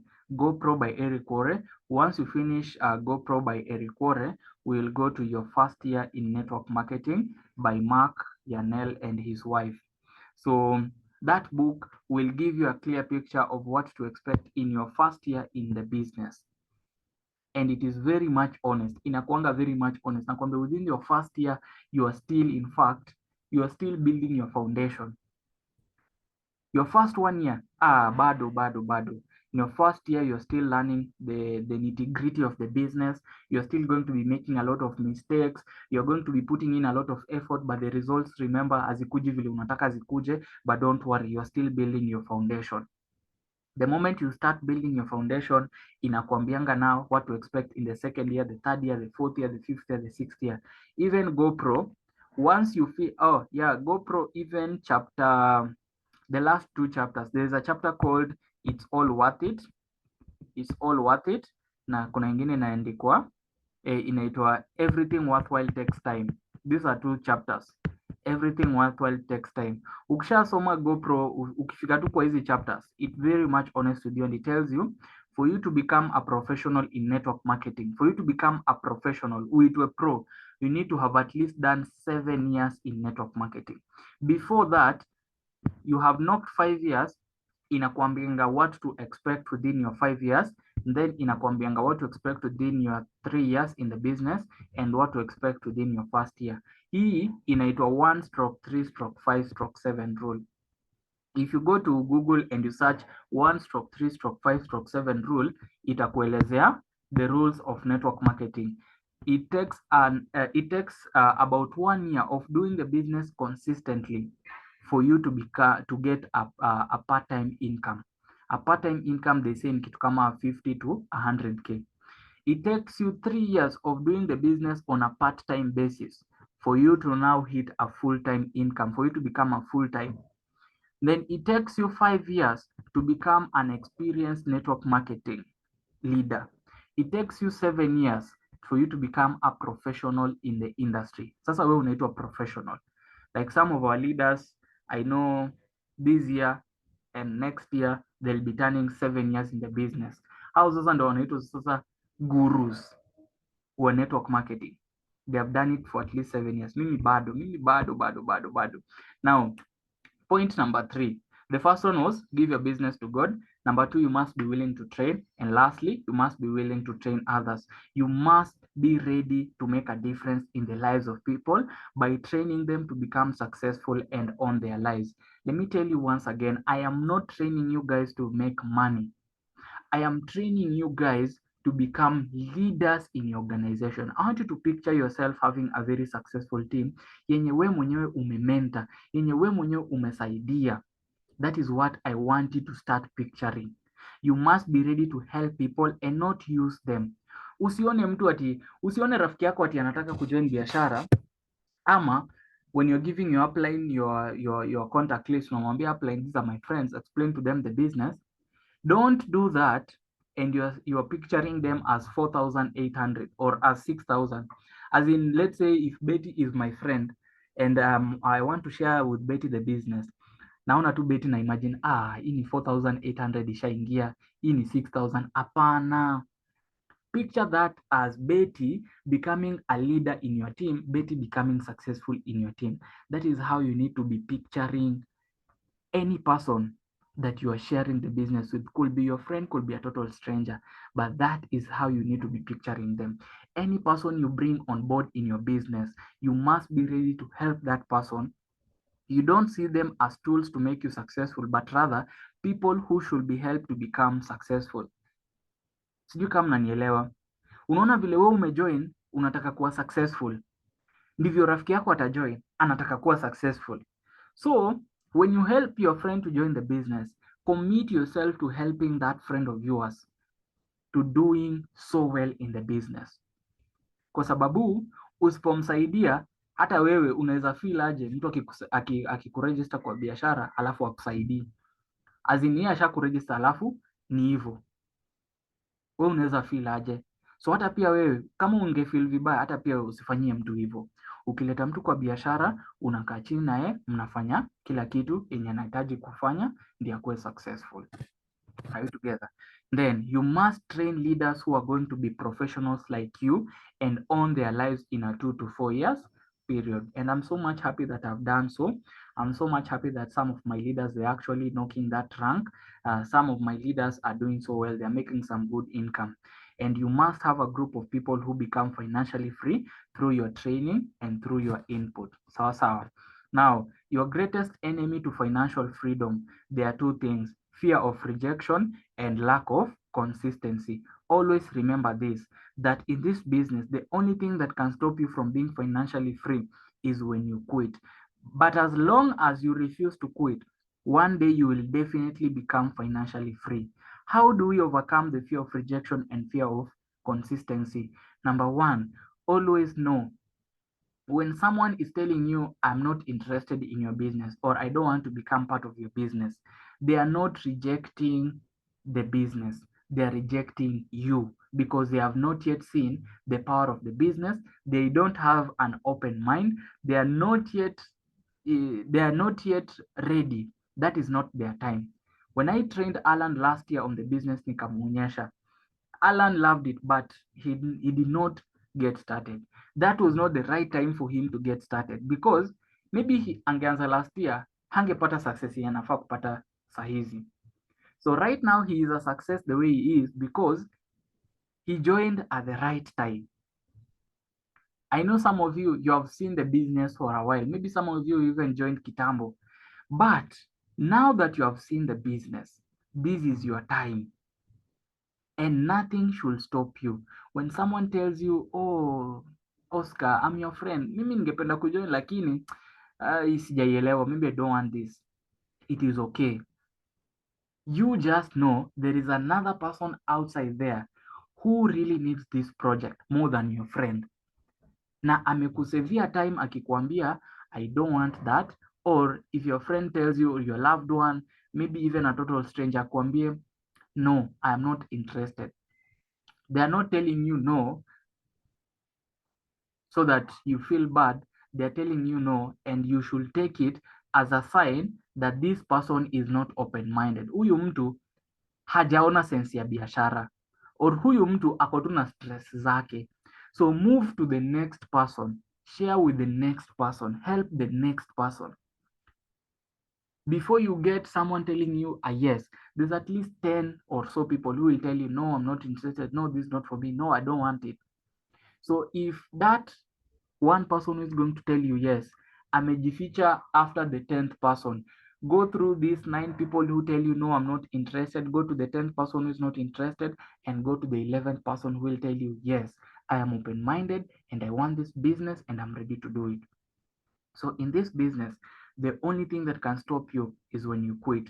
How do people quit? Maybe fear of rejection and lack of consistency. Every day in this business ni kama sufuria yenye inachemshwa. Are we together? Every day in this business ni kama sufuria inachemshwa, and this is what I mean. So for example, you are cooking. Let's say unachemsha maji. Acha tu tuseme tu maji, unachemsha maji. So unawasha gas for 2 seconds, tena unazima. Unawasha gas tena unazima. Unawasha gas tena unazima. Unawasha gas tena unazima. Unawasha tena unazima. Question is, will that water boil? Hiyo maji itachemka kweli? I think we can all agree that hiyo maji, there is no way itachemka, because hiyo moto sio consistent. That fire is not consistent. So there's no way the water will boil. The same thing happens with your business. If you're going to be doing this business, then decide you're going to do it consistently. Every single day we have daily activities. Make sure siku haijaisha kama, number one, you have not confided with your mentors. Siku isiishe kama haujaongea na upline wako na mentor wako. Number two, siku isiishe kama hauja learn something from your leaders, from the skill session. Siku isiishe kama hujafanya research, YouTube, wapi, Google. Siku isiishe number 3 kama haujaonyesha mtu biashara, hauja expose someone to the business. Siku isiishe. Those are the 3 mistakes that you can do. Number 1, siku isiishe kama hujaongea na mentor wako, haujamuuliza kitu, hauja communicate na yeye. So every day communicate with your upline, with your mentor. Number 2, siku isiishe kama hauja learn something. Make sure umefanya research, make sure ume Google, YouTube, nini. Make sure write some summary somewhere. Whatever you learn, you also write it down. And the last thing, make sure siku haijaisha kama hauja presentia mtu biashara. We could be doing a team presentation during the weekdays, but you can also be sharing the business to someone next to you. As the presentation is going on, wewe umekaa chini na mtu pia hapo hivyo unamwonyesha. So hii system huwa ina work hivi, left na right 4800, left na right 4800. Siku isiishe kama hujafanya hizo. If you are listening keenly, type for me noted in the chat box. If you are listening to whatever I'm sharing with you, type for me noted. We're almost ending this. If you're listening to me, type for me noted in the chat box.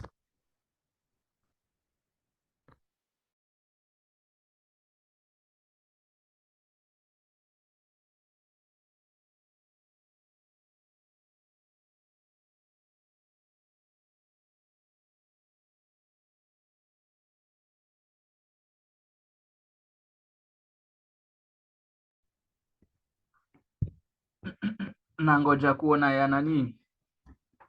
Ni nani sioni hapa kwa chat box? Kuna mtu sioni hapa kwa chat box. Let me see this. I'm seeing Betty, Oscar, Julius. Okay, sawa. Ni Karo nilikuwa na ngoja na nimeona ametype.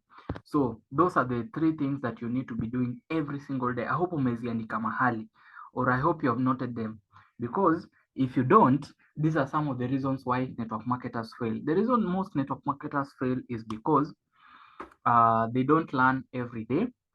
They don't do activities. They don't consult with their team leaders or their uplines. But what is network marketing? Network marketing is a type of business whereby you are compensated for selling goods or doing a service on behalf of a company. So you need to learn some of the skills required for you to learn how to do the sales or for you to do a service. What are some of the services? Maybe the connecting, you connect someone to the business, you are doing a service to the company, and that's why the company is paying you 6,000 and 4,800.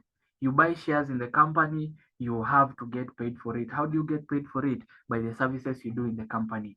By the time you connect someone, you get 6,000. By the time you get a rank, the company is telling you it is because of the activities that you have done that you are going to pay you 10% of the total company's profit. Hapo ndio sasa unasikia silver executive prime anaenjoy vizuri, gold executive anaenjoy vizuri. It is because they have done a service and the company is paying them for that service. But majority fail because they are not ready to learn. Looking at, for example, lawyers, they go through 7 years of learning for them to become successful. They do 4 years in law school, wanafanya I think 2 years in Kenya School of Law and another 1 year in practicing so that they can become a lawyer. Are you together? So 7 years of law. Civil engineers will take 5 years. Unamaliza 5 years, then you do ka internship kidogo for you to become a civil engineer. Looking at accountants, we have an accountant here, Oscar. Oscar, you do 5 years. Unafanya ni CPA ama you told me masters in business administration. So you're doing masters. And you can confirm for us that accountants, they take a while. Kuna different levels of CPAs. Then we have medical doctors who take 7 years of learning before they start earning. But looking at network marketers, no experience and no learning whatsoever, and they want to start earning millions immediately. It cannot happen. So in this as well, I want you to realize that experience and learning. Learn and do the activities. Learn as much as you can. Learn and do the activities, and you will eventually get there. But you're not going to make millions when you don't have the necessary skills. For me to get to wherever I am right now, I learned the activities, how to do them, and I started doing them, and I consulted with my uplines, and I had goals and I had targets, and that is where I am right now. So I did not just wake up and I got myself to this side. I put in years of experience. Now, as we end this is a summary. The business isn't perfect. It's just better. It's not a perfect. There is nothing perfect in this world. But this is a better option compared to whatever we have outside there. Huko nje, for example, if we just talk about taxes. Imagine in this business, you only pay 5% tax. This is withholding. This is withholding tax. So if you encash 50,000 Kenyan shillings, if you encash 50,000 Kenyan shillings, imagine the government only gets 2,500. If you encash 100,000 Kenyan shillings, the government only gets 5,000 Kenyan shillings. The remaining 95,000 ni yako. The remaining 47,500 ni yako, and no one is going to ask you. It's a better option compared to whatever is outside there. That is just on taxes. Let's talk about the time freedom. Imagine in this business, have you seen how our leaders are? We just have presentations. So we just make sure that we have presentations in the evening. In the morning, you hear congratulations for making. Congratulations for making 10,000, 15,000, 20,000, 28,000, 50,000, 100,000. So they just do the business from the comfort of their homes, wherever they are. There is no boss here who is going to tell you, hey, nani kuja hapa. Let's talk about, for example, the vacations. With this business, you can just book a vacation anytime. Unaweza amua tu, let me just go on vacation, and no one is going to ask you. You have that kind of freedom because you are making the money, so you can go on that vacation. Now, the other thing is financial freedom. Financial freedom. When I look at some of our top leaders, like let's say Moses Adika, our upline, yesterday in the evening, we were logging into his account. His current total earning is knocking 50 million Kenyan shillings. That is 50 million Kenyan shillings. Moses has only done the business from 2016 until today. So in the next month, October, he'll be knocking 7 years in the business. So let's just even do 7 years. If you divide this is coming to an average of about 7 million Kenyan shillings per year. 7 million Kenyan shillings per year. Viongozi, sijui kama mnaelewa kitu yenye nawaelezea hapa. If you divide 7 million Kenyan shillings, if you divide this by 12 months, this is coming to about 800,000 Kenyan shillings on average every single month. Sijui kama mnaelewa whatever I'm trying to explain to you. Now, which kind of business pays you this? Which kind of business? What kind of employment pays you this? Unless ni NGO kama United Nations, or you're one of those big CEOs, or you're working for maybe a big company. Let's say you're employed as a maybe HR in a big company. As in, these are the kind of salaries even our MPs they make. And looking at this is the best place for you to get financial freedom. This is why very many people, they want to be in the network marketing, because you don't have a lot to lose, but you have a lot to gain. Now, if you're going to be involved in this business, decide to be a professional, decide to go pro. Hapo nimewambia, go and read this book called Go Pro. That is the third assignment I gave you. And like any profession, you'll need to learn some skills. And anything worthwhile takes time. Kila kitu kwa in this world, which is worth the effort, it takes time. It takes time. So be ready to be patient with your results, but be impatient with your activities. And also, it is going to be worth it. I want you to remember it's going to be worth it. And some of the things which are going to be worth it is, number one, the career you're going to be creating.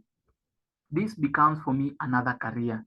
Apart from me being a civil engineer, this also becomes a career for me. I'm doing this as a professional.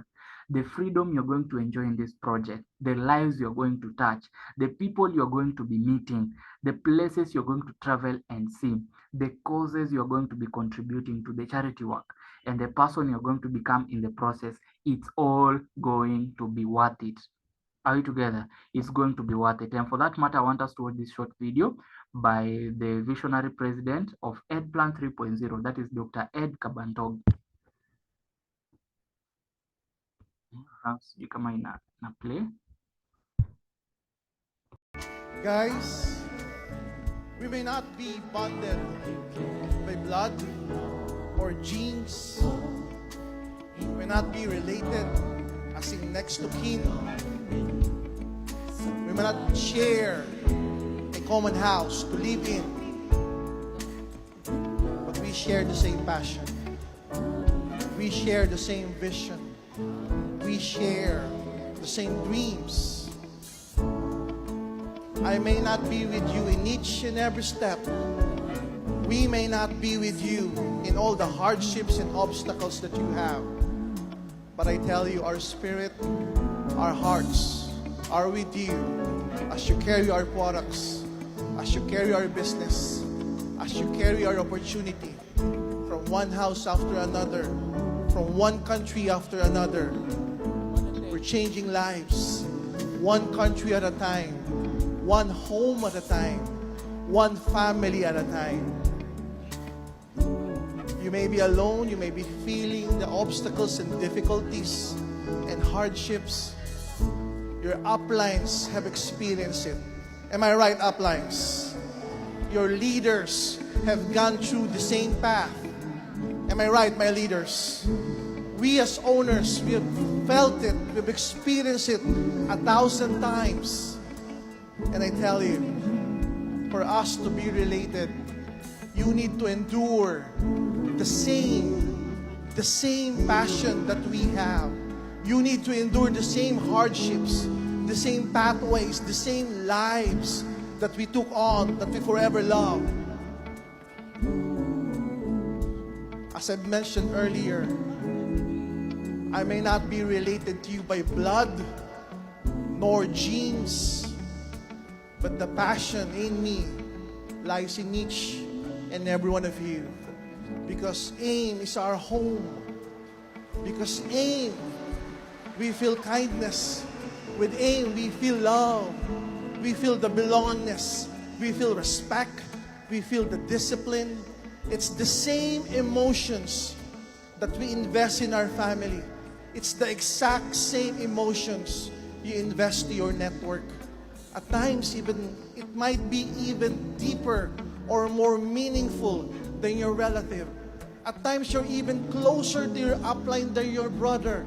At times, you're even closer to your upline leaders than your mother. Why? Because we care.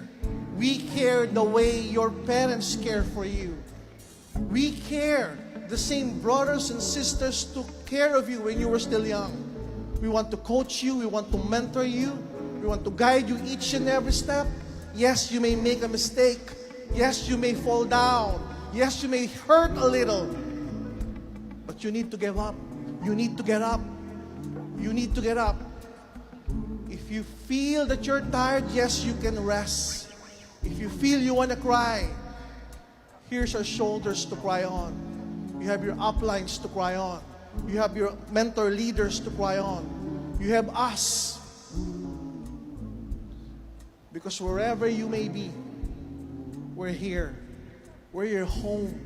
We're your family. We're here to stand with you through thick and thin, to the highs and lows of your business. We won't forsake you. We won't leave you. In fact, we will be here every step of the way as you climb the ladder, as you climb the success ladder, as you fulfill your dreams one after another. We'll be here waiting. We'll be here guiding, because we know with the love that we have, with the overflowing love that we have, it's enough to fuel each and every dream of each distributor inside this Coliseum. No one will be left behind. You won't be left behind. You up there won't be left behind. All of us will achieve our dreams every week, every day, every month, every minute of our lives. We will be here to love you, to guide you, to coach you. Because AIM is the home that we built, not for us, but for you to stay here, to stay in, to make it your home as well, and home for others that are willing to dream. God bless each and every one of you. God bless our business. God bless. Lean on us. Lean on your upline. Lean on the full, solid, concrete background that the company has. Because we will stay for good. We will last 1,000 years to create more dreams for your entire generation. Thank you very much. Thank you very much. The CEO speaking. That is Dr. Ed Kabantog. And I also want to share with you something else as we end this. These are assignments that I've given you an assignment that is write for me your why. And then write for me what do you hope to accomplish in the next 2 to 4 years, courtesy of our project. And then also I'll be taking you through the system later on. But I want to share this short video.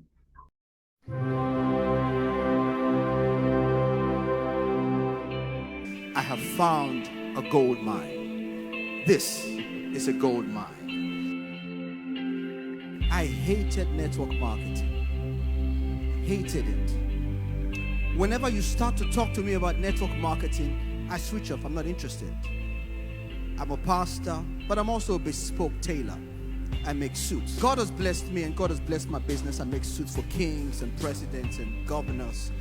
And so I travel the world and do what I do. So the moment you start to talk to me about network marketing, I switch off. And this was in August of 2015. This guy comes to talk about AIM Global. Now I sat there, he's talking about AIM Global. The moment I realized it's network marketing, I switch off. Not interested. But as I sat there in my zoned out state, I heard the voice of God as clear as day.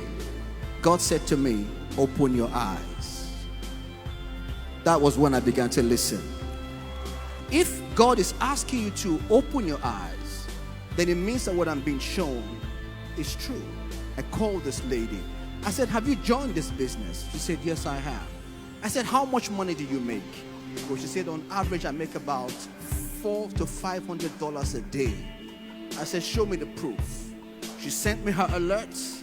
I saw that it was real. I said, I'm in. In 1 year, I became top 9 in Nigeria. Alliance in Motion is a revolution in our generation. If you don't realize what you have on your hands, you will play with it. Once I saw it was real, I set up an account for my mother, for my wife, for my children, told all my siblings, I have found a gold mine. This is a gold mine. Yes, it's a gold mine. For those of you who are here in the Philippines, just in case you don't realize, you are sitting in the heart of the gold mine. Don't take it for granted. Don't get so accustomed to it that you lose the sense of the value of what you have in your hands. When you go to bed at night, make a decision. You're going to make this work for you. But what happens when I get to the point in my life when I can't travel anymore? I want to have residual income. And I don't want my lifestyle to change. And AIM Global is going to help me accomplish that. Oh, I know it will. I am doing what I have to do now. They say play now, pay later. Or pay now, play later. At some stage, you're going to pay the price. I choose to pay now. So when I get old, I can relax and live a life of luxury. 5 members of my family are top 200 in Nigeria because of AIM Global. My mother makes her own money. It is not what this will do for you, but how it can help you to lift others who are around you, to give them a sense of pride and dignity, to know that they make their own money. Whatever has died in you, if it is your desire or your passion, that God will cause that to be revived in your life. That as you leave this place today, a new fire will burn in your heart. And I want to say this, if you say you want it, you must fight for it. That is Pastor Israel Okoko from Nigeria. That is during one of our anniversary events that was on that was happening on in May. That was in 2018. Yeah, 2018. No, I'm 2019. I'm not so sure about the year, but that was happening during our anniversary in Philippines. That was sometimes back. And so, ladies and gentlemen, whatever he says for you, if you want it, then you must fight for it. The goals that you have, it is a pay now, play later game. At some stage in life, you have to fight for the goals that you want to achieve. There is no shortcut to it. You have to commit yourself. If you have made the decision to be part of this project, then make sure that you fight for it. Congratulations, and once again, welcome to the business.